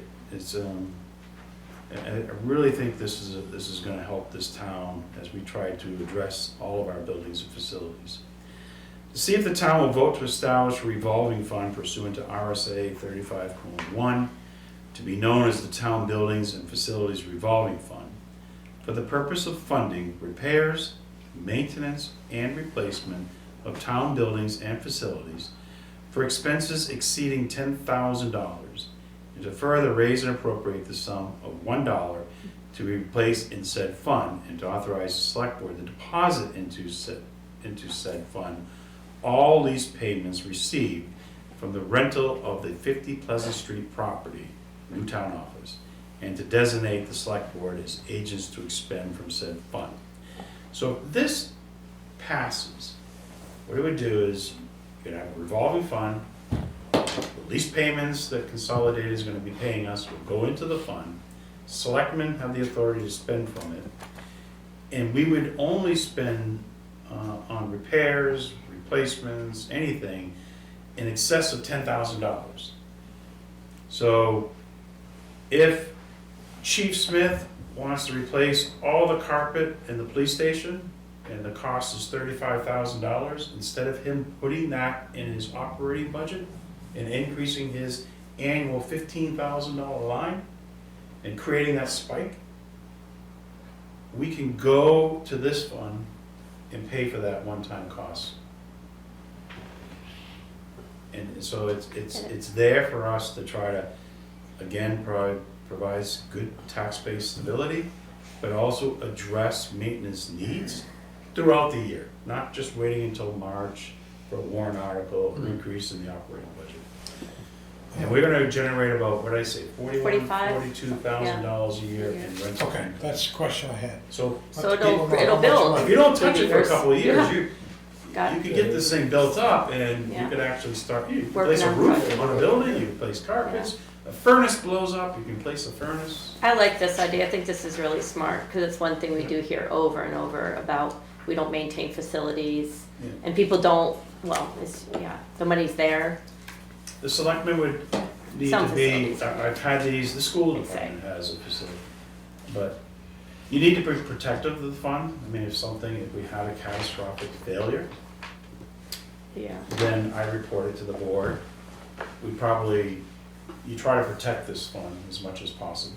You say, okay, fire chief, fix your furnace, and we'll see where you're at in, December, and if you can't cover the cost, then we know we can come to the board and cover the cost. But try to protect the fund, but have it there for Things that to do happen. planned things, Yeah, unplanned events and planned. yeah, things. The next one is a transfer pool funds, the swimming pool capital reserve fund. So you have a warrant article back in 2021, Article 27, that raised and appropriated tax money, $200,000, to go towards improvements to your pool and the pump house. That warrant article was conditioned on receiving a 50% grant. And it was to lapse on December 31st, 2026. I'm not sure back in '21, what grant they were looking to acquire. There may have been some program that they thought they could leverage some grant funding for. As of right now, I'm not aware of any grant program that is available.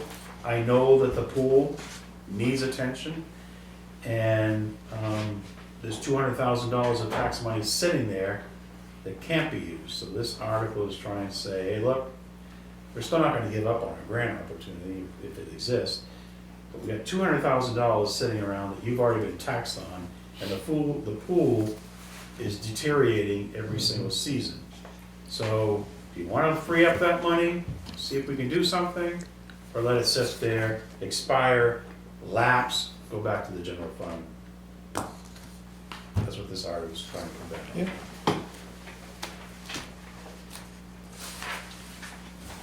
Mount Eustace Ski Hill, I just learned about this, that we have a multi-year lease agreement, and it expires, I think it actually expires this January.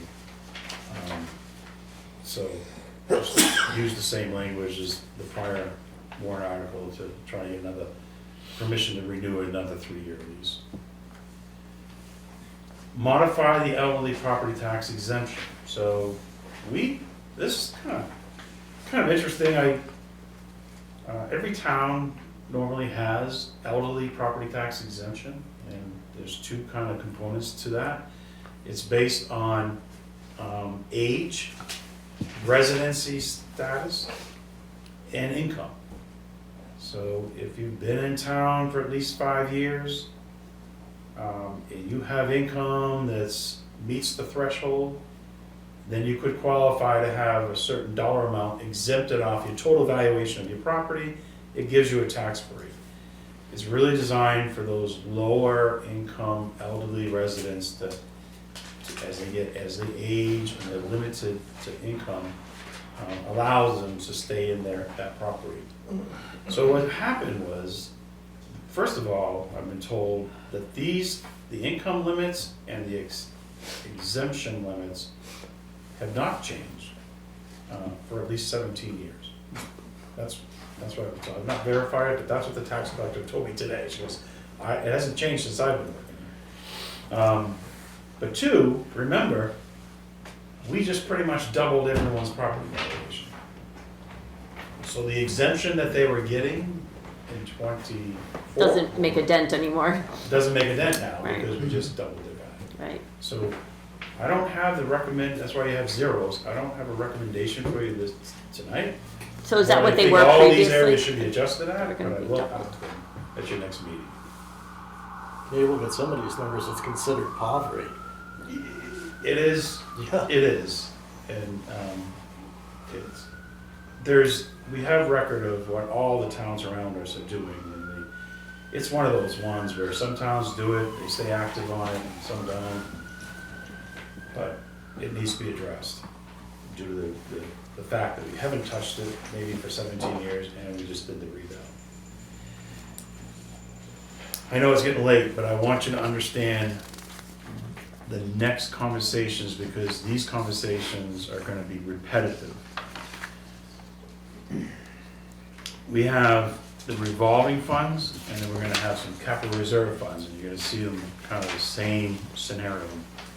The Parks and Recreation revolving fund was actually on the table last year. And there was movement where, I guess this must have been some discussion that's been going on for maybe a few years, of getting the Parks and Recreation Department back into the operating budget. We have that warrant article every year where we have to make up for we have $500,000 that we have a question about taxes. I believe that the revolving fund probably was a good idea, but I think when you established it, you established it incorrectly. Revolving funds are tools that are used to be established to be no tax impact to the residents. It's to capture a program where there are fees that come in, and the fees go out to pay for those costs. So in other words, if you had, in the rec departments, a lot of times you have revolving funds that will cover the basketball program. And so we have to have referees, we have to buy uniforms, we buy balls, and there's a cost. And then the people, they pay a registration fee, and the registration fee covers that cost. Mm-hmm. And that's what revolving funds are supposed to do. We adopted this revolving fund and dumped the entire Parks and Recreation operation Right. in it, and it resulted in a tax impact still. We have money sitting around in this revolving fund that we can't necessarily use, only once a year when we have a warrant article. So I just, you know, I don't like to really bring it up, but I remember, and I mean, a lot of people, you know, talked about Brian Ward's recent passing and what an impact he had on the community.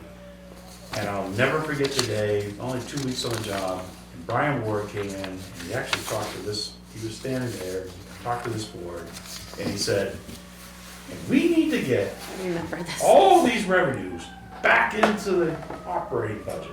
And I didn't know what he was talking about. And I think, you know, I'm starting to understand, I think what he was talking about was some of these revolving funds that we got off on the side that used to be part of the operating budget, they need to come back. And so this is what I'm proposing to do for Parks and Rec, and then I think you'll see the next article is Transfer for the station. transfer station. I'm sure this is gonna create some healthy discussion, and the outcome is whatever it is. I'm just trying to do my best professional guidance as to what I think you should be doing. And then now we have, so I'm not gonna talk about the transfer station, same concept as the rec. The next one is discontinue the townwide assessment expendable trust fund. You have an expendable trust fund that was established to save money for townwide assessments. We haven't really put any money into that fund, and it's restricted to just townwide assessments. So I'm proposing to dissolve that fund and then propose that we establish a property valuation and legal services capital reserve fund. This would expand to be used for property valuations and the legal services that are involved in defending our valuations, developing pilot agreements, doing statistical updates. As you know, we just went through a period of time where probably we shouldn't have waited 5 years to do our update. We probably should have done it 2.5 years ago, but we didn't.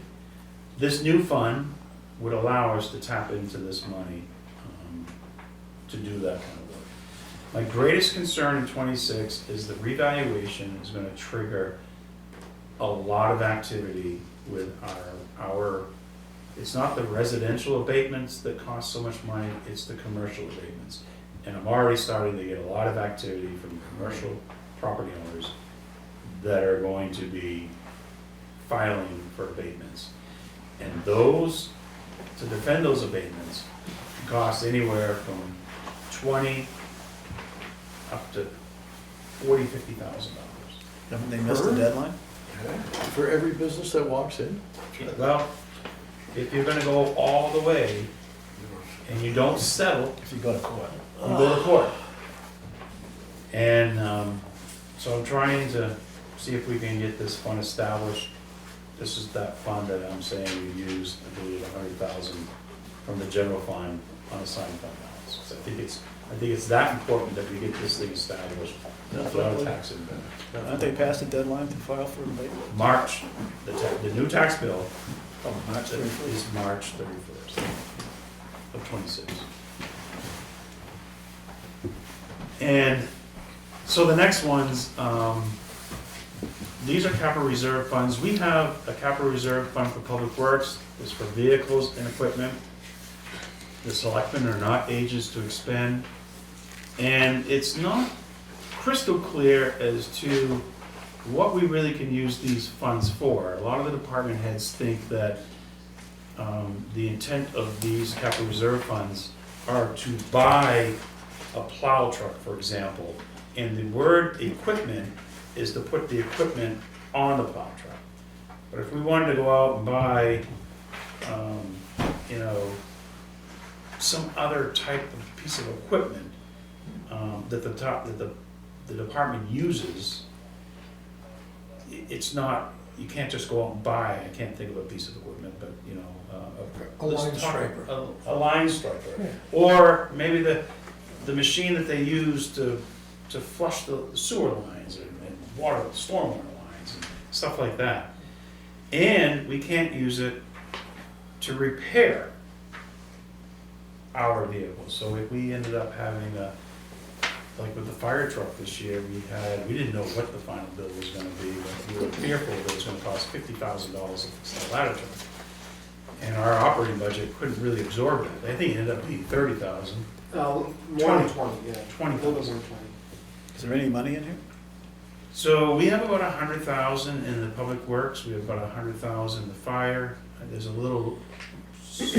less than 100,000 in the police. So if we're gonna transition, it's not even optional for highway and fire not to actually do lease purchase because there's no money in there buying anything. That we expand the purpose of these funds, make sure it's crystal clear as what we can use the money for. And set that threshold of $10,000 so that, you know, again, maintenance costs of less than $10,000, operating budget, anything over 10 grand is the selectmen have the option to use it. They don't have to, but they have the option to use it. The reason that if you were to change the purpose of a capital reserve fund, all in one question, it requires a 2/3 vote. When I attended the New Hampshire Municipal Association budget workshop this year, right here at the Opera House, they advised probably the best way, cleanest way is to dissolve the fund and then you represent the fund with all the new language.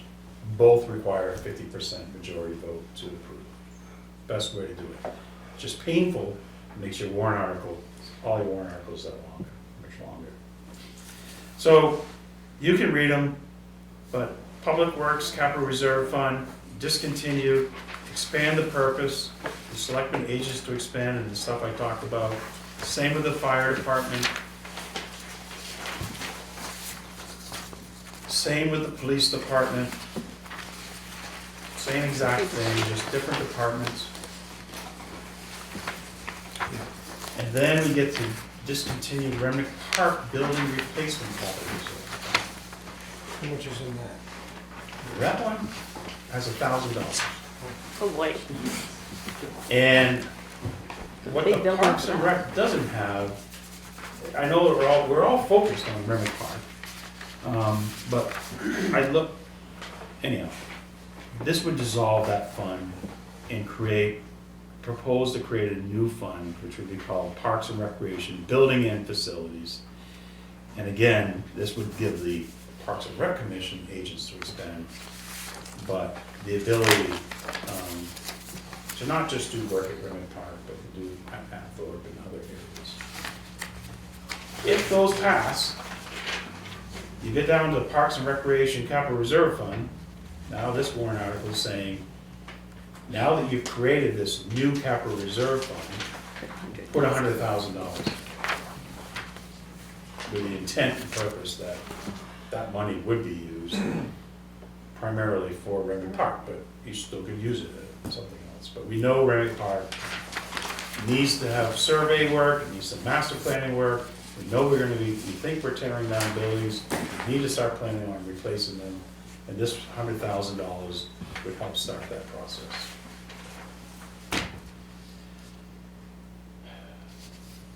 I think that establishing fire department capital reserve fund is, oh, I'm sorry, turn the page around. There you go.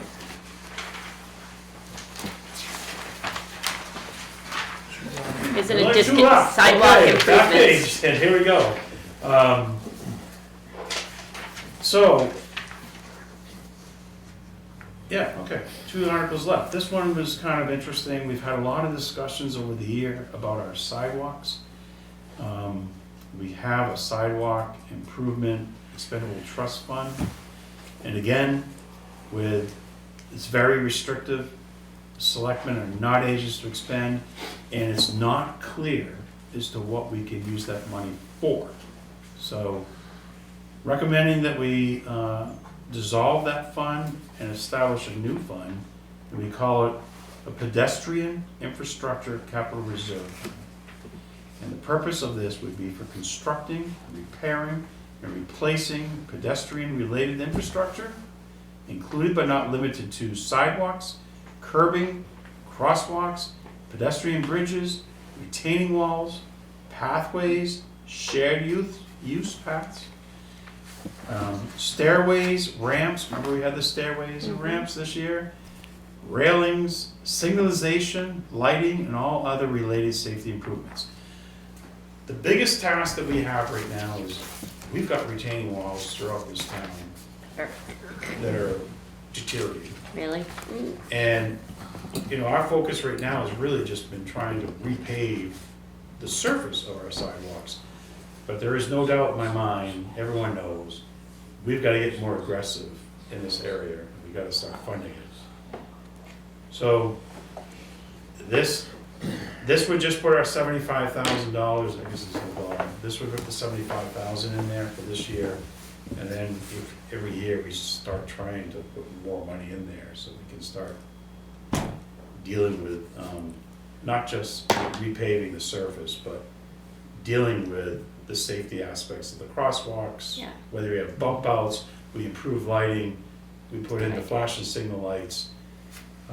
We've got pedestrian bridges in this town, we have 3 that I'm aware of. There's no money set aside for that.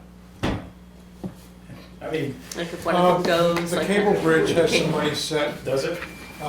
Ken Kern left a bunch of money in there to keep that updated. Okay. I don't know how that's going, but, and how much is left in it, but it could be, you know, that he left a whole bunch of money Oh, to that's keep nice. that bridge up to standards. That's Yeah, good I to don't know, I think didn't know that. I don't think there's much left in it. There's not, no. I Yeah. don't think so. It's good to have How this about the, expanded. Parking meter reserve. So that fund, it does exist, and it does have the ability to tap into, I gotta take, Chief probably knows, but it does allow access for some of this crosswalk and safety stuff, it does. The parking meter fund actually allows us to do crosswalks, It has to be signalization. associated with, I gotta read it again, but it has to be associated with the roadway maintenance, crossings, Parking lots. I think crossings, parking lots, some sidewalk stuff. See, you would leave that? Or would you- For this year, We'll I get to would parking leave it. eventually, next year. There's not a lot of money in the fund. Let me take that back. There's money in the fund, but we have to build revenue to keep that fund going. Because we also pay our fees for enforcing, Yeah. because it's mostly for enforcement of the meters. But for example, the project that Eric and I want to do in front of the Congregational Church, most likely those flashing lights will be purchased out of that fund. Great. So these will come back on the 22nd, more like yeah. refined with all the Yeah, numbers and. we'll talk to the budget committee about them, see what their thoughts are. And, Yeah. like I said, I think it's Good effort. a lot of effort and time put into this Yes. on my part, and I think it's more, the reason I've done it is because I think in the long term, it will pay off, it'll help you. It's gonna give you the tools, put the tools in place that you need. Obviously, you gotta fund these things, but you gotta have the tools in place first before you can start funding. You're gonna go over this again Thursday? Yeah. Oh, at the budget. Yeah, there's a public budget meeting, everybody, too, if you want to hear a lot more Can you do that first? on Thursday. Yeah, can you do the short version? And will some of these, the ones that didn't have any, the top 2 didn't have anything written about them, will those be expanded? By Thursday? Or maybe just by 22nd? I probably won't do the camping ordinance, I want you folks to see that first before a budget Yeah, I committee. haven't seen anything. It's not a budget committee item anyhow. Yes, one item. And I don't know if I'm gonna have the wastewater facility. No, just wondering. Yeah. We have time, we don't have to have these completely No, done. but we are running out of time. We're running out of time. Yeah. The petition warrant articles too, so. All right, are you good? That's it. Move on, thank you. Sorry it took so long. That's Just- okay, I mean, it's a lot of, Yeah. it's a lot of stuff. Select board reports. Roger, got anything? The only thing I've got is, how much money do we pay every year to this community house in town? 35,000. $35,000. Is it too much to ask to get some heat for our meetings? No. It was warm when I walked in here. They do that, they turn it up, turn it off, and then by the time the end of the meeting, everybody's got the coat on. If we're gonna pay $35,000 a year, we should be comfortable.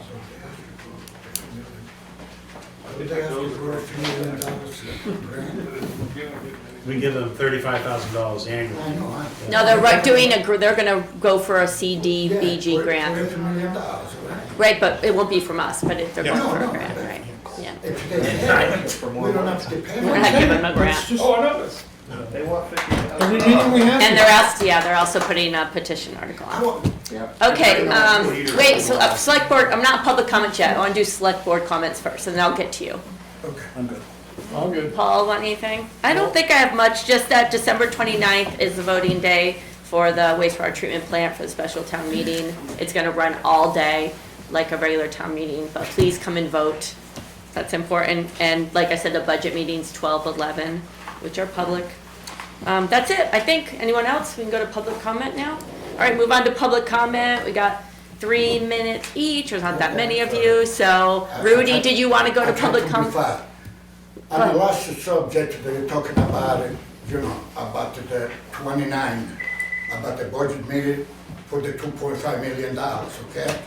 I'm gonna tell you what, you're gonna have a lot of people on that particular day. I hope so, And we need what they're voters. gonna ask you, I tell you what they're gonna ask you, you be prepared. Because they're gonna ask you, the town manager, and you, holy shit, I already took 2 minutes. You talk fast. No, it's going No, down. because that's going on. And what they're gonna ask is this. What are you gonna do with that money that you get, that $2.5 million? How much is gonna cost us in interest? I talked with a few people this morning, Yeah. and they really advised me to talk with you. I said, why don't you come over there, you talk with them. But they wanna know how long this thing is gonna be on, you know, Right. to get the money. You gotta give me the answer. We had a I mean, 15, a 20, and a 30. I think 20 I've got years, you it. said? No, there's a 15, a 20, and a 30 option that's in this paperwork. We have the deliberative and we have the budget. You were at one of them, and a lot of questions were asked and answered. But yeah, the 15, 20, and 25. There it is. Another question that I wanna ask the town manager is, that you were talking about before, you know, about the $50,000, I'm sorry, the $200,000 that you put in aside for the chief of police for the new cruise, right? 4 cruises a year? Oh, yeah, okay. No, every 4 years, 4 cruises. 4 cruises, that's $200,000. No, it's more because. $65,000 You went up a to year. 65,000. Now, did you did any work on this area? Otherwise I'm gonna lie to you. He was a salesman at one time. The name was Skyler. I don't know, you never met them. I don't know. He knows. I don't Yeah, I know. know. Skylar Street. Skyler. Oh, You know I've what heard that happened? name. You know what happened with the chief of police has got the $50,000 in aside? Because every time he put him, you know, in a one article, everybody voted no, no, no, no. What this guy did, which he died, he should have died before, I know, which he died. You know what he did? He said, okay, we're gonna put that money over there on a budget, on a town budget. He knows. If I bullshit, just say so. That's the truth, huh? What he did, he put all that money on a budget. That's the same in the town budget. We can do nothing about. The voters can do nothing about. The money automatic goes into the town budget, and automatic goes into the chief of police to buy the thing, which is good. I mean, you know, I need to see the guy. Now, you were said that eventually you want to change that. So the change would be, you still have a warrant article, And You still have a warrant article. Oh, you're gonna put the new warrant The article? warrant article would be that the citizens would have to approve a 4-year lease purchase to buy, Yeah, the Police cruiser, cruisers. yeah. if it gets voted down, you can't buy the cruisers. You gotta wait another year. There's power in the But vote. I'm just to But it's tell just- you what happened, you know what I mean? You don't know about that. Okay. He knows it because it's an old timer. Oh, thanks, Rudy. Anyone else? But, I'm Thank you. just trying to be light here. All right. All right, December, your turn. Thank you. Yeah, my name is December Rush, I'm a Littleton resident, I'm at a home. So my income, I have income every month, it doesn't cover the cost of rent. So I'm left, I've been able to sleep outside, even though I've been able to do it without a tent. It's obviously getting a lot colder. I applied for welfare assistance and it was denied. I have been denied a fair hearing. Because the town doesn't have a fair hearing officer at the time. So that's against the state statute and local ordinance, local guidelines. I'm not allowed to be denied and then not allowed a fair hearing. Regardless, so my only option has been to continue to sleep outside. November 24th, Officer Donahoe of the LPD approached me, so he saw me, it was 11:30-ish, almost midnight. Approached me, said he was not going to cite me for overnight camping. I wasn't camping, I was laying blanket, sleeping bag, not camping, no tent, no nothing, just simply sleeping on town property. He said he wasn't going to cite me, that I should call him in advance next time and let him know if I was going to be sleeping on town property, which is not the process. And he did call Seal. He did tell me that Seal pushed back and was resistant, but she did approve a night. So she approved one night. Next morning I checked out. 2 nights I slept out in the same exact spot. The officer was off those 2 nights, not on duty, so I slept those 2 nights without any interaction. Thanksgiving evening, I was back to the same spot. At 8:40 that night, it was cold. I wasn't sleeping, but I laid down in a sleeping bag with a blanket, no camping equipment at all, no heating equipment. Laying down to stay warm.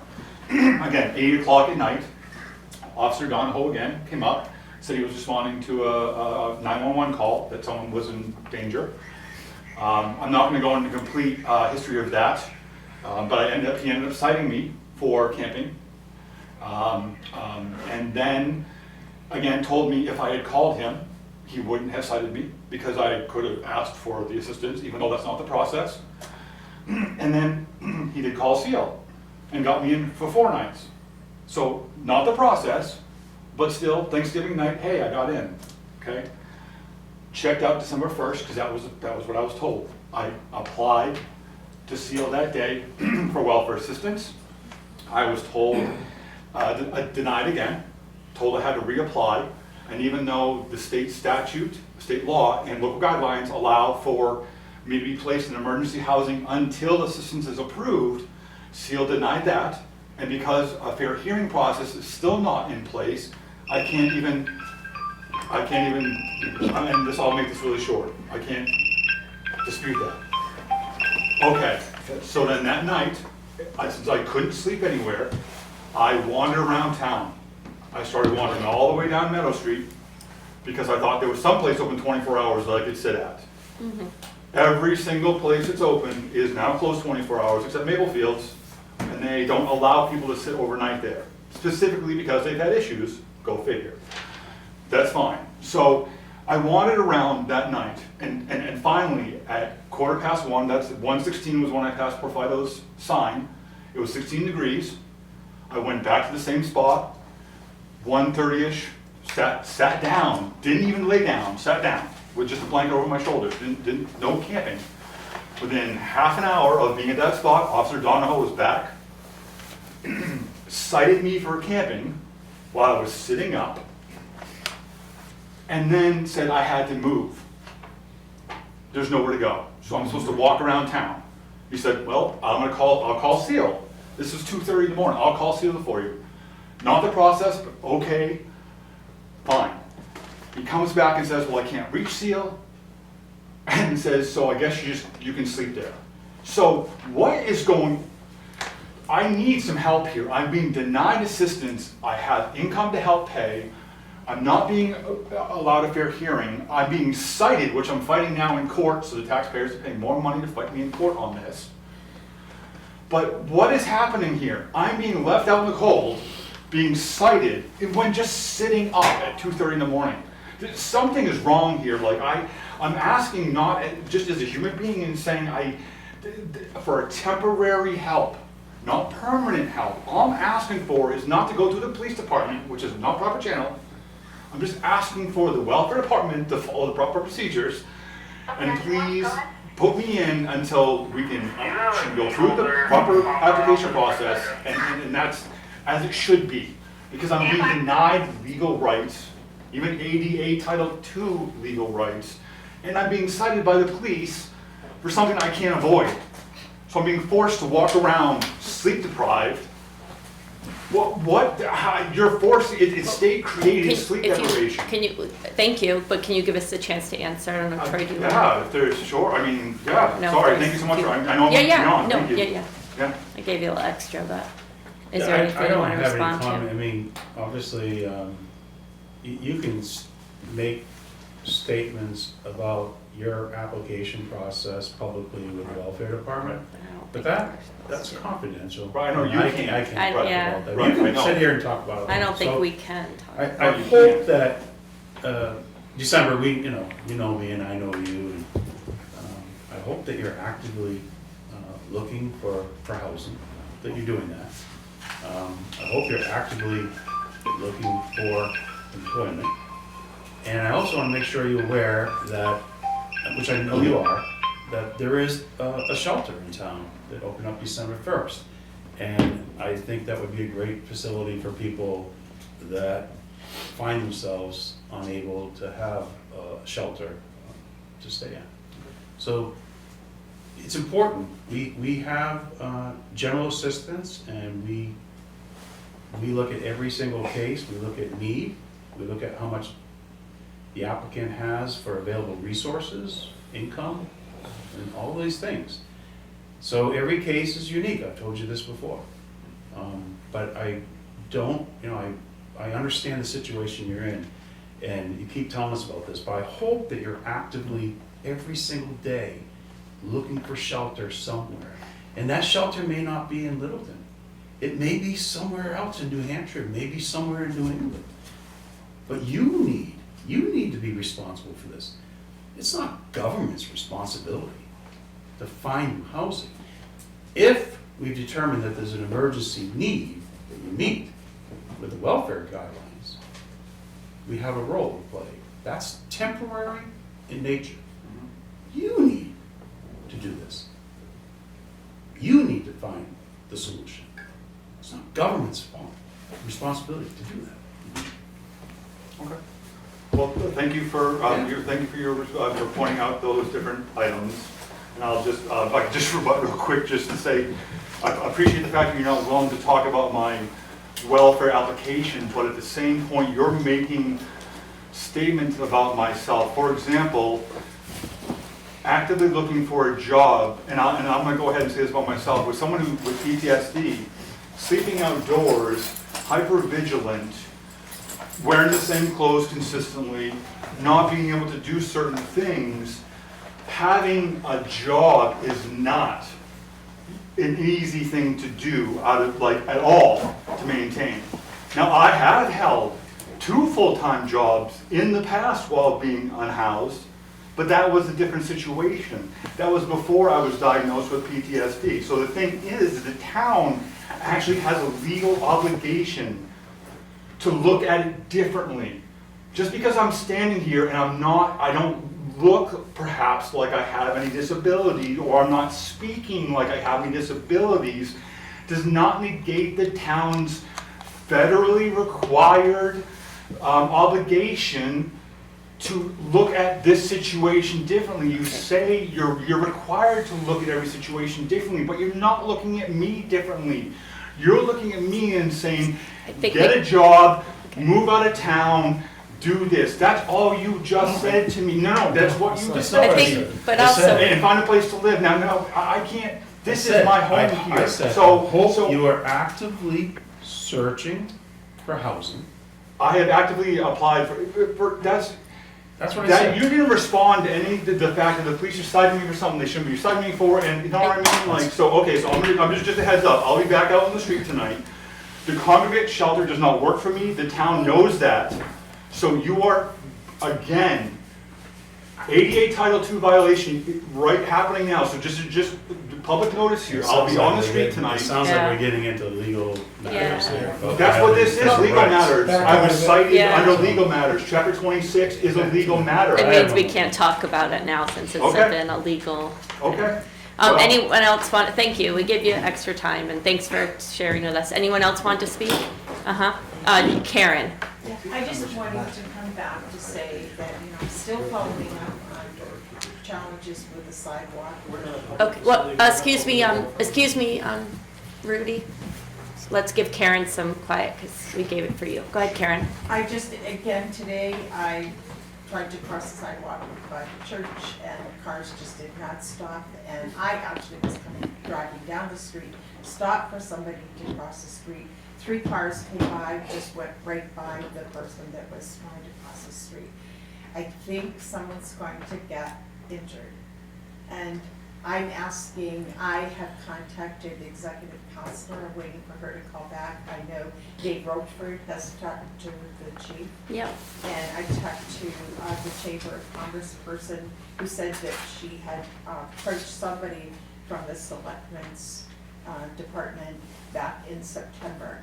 So I'm asking, what more can I do to move this forward? I don't know who other than the people that I just mentioned, the representatives, to actually make this more active.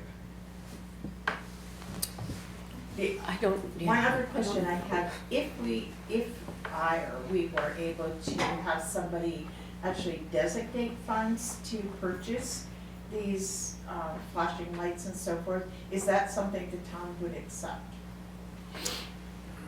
I don't know. Oh, Troy, do you know it's, the answer to that? Yeah, I mean, it's, the town, you've seen this, we have public hearings here all the time for grants, accepting of grants and donations. We just had the Bertha antique fire that's truck, we right. accepted that, so. Right. Absolutely, if there's a grant of, that's awarded to the town, or some private individual wants to come forward and donate money towards safety improvements at crosswalks, we'd have a public hearing, and people could speak for it, against it, and the board would vote to either accept it or not. Okay. Yeah. One last question. When I was here last time, you mentioned that you were having a meeting, I believe, in January Mhm. with maybe the police chief, Mr. Oliver, A bunch of people here are gonna be at it. safety. Have you invited Dave Rochford, or I offered to come as a taxpaying citizen? Have you done that? No, not for that meeting that we have coming up. I can't say that we have. I don't know, the meeting in January. Okay, is there an agenda though? I mean, is it looking at It's not, crosswalks? it's not a public meeting. It's a staff meeting. I hear your comments. Okay, I think you're doing a good job. You're making noise, Yeah. and you're gonna, And you're not forgotten. and I understand it. I okay. mean, so, we've started the scheduled meetings, right? I've got Warrant article here proposed, to try to help Okay, I was happy to see kind of set a that. path of Yes. how we're gonna move forward, because this is not something that's gonna be fixed next week. No, I understand. So, and I understand what you're trying to do, you're trying to keep this alive, I get it.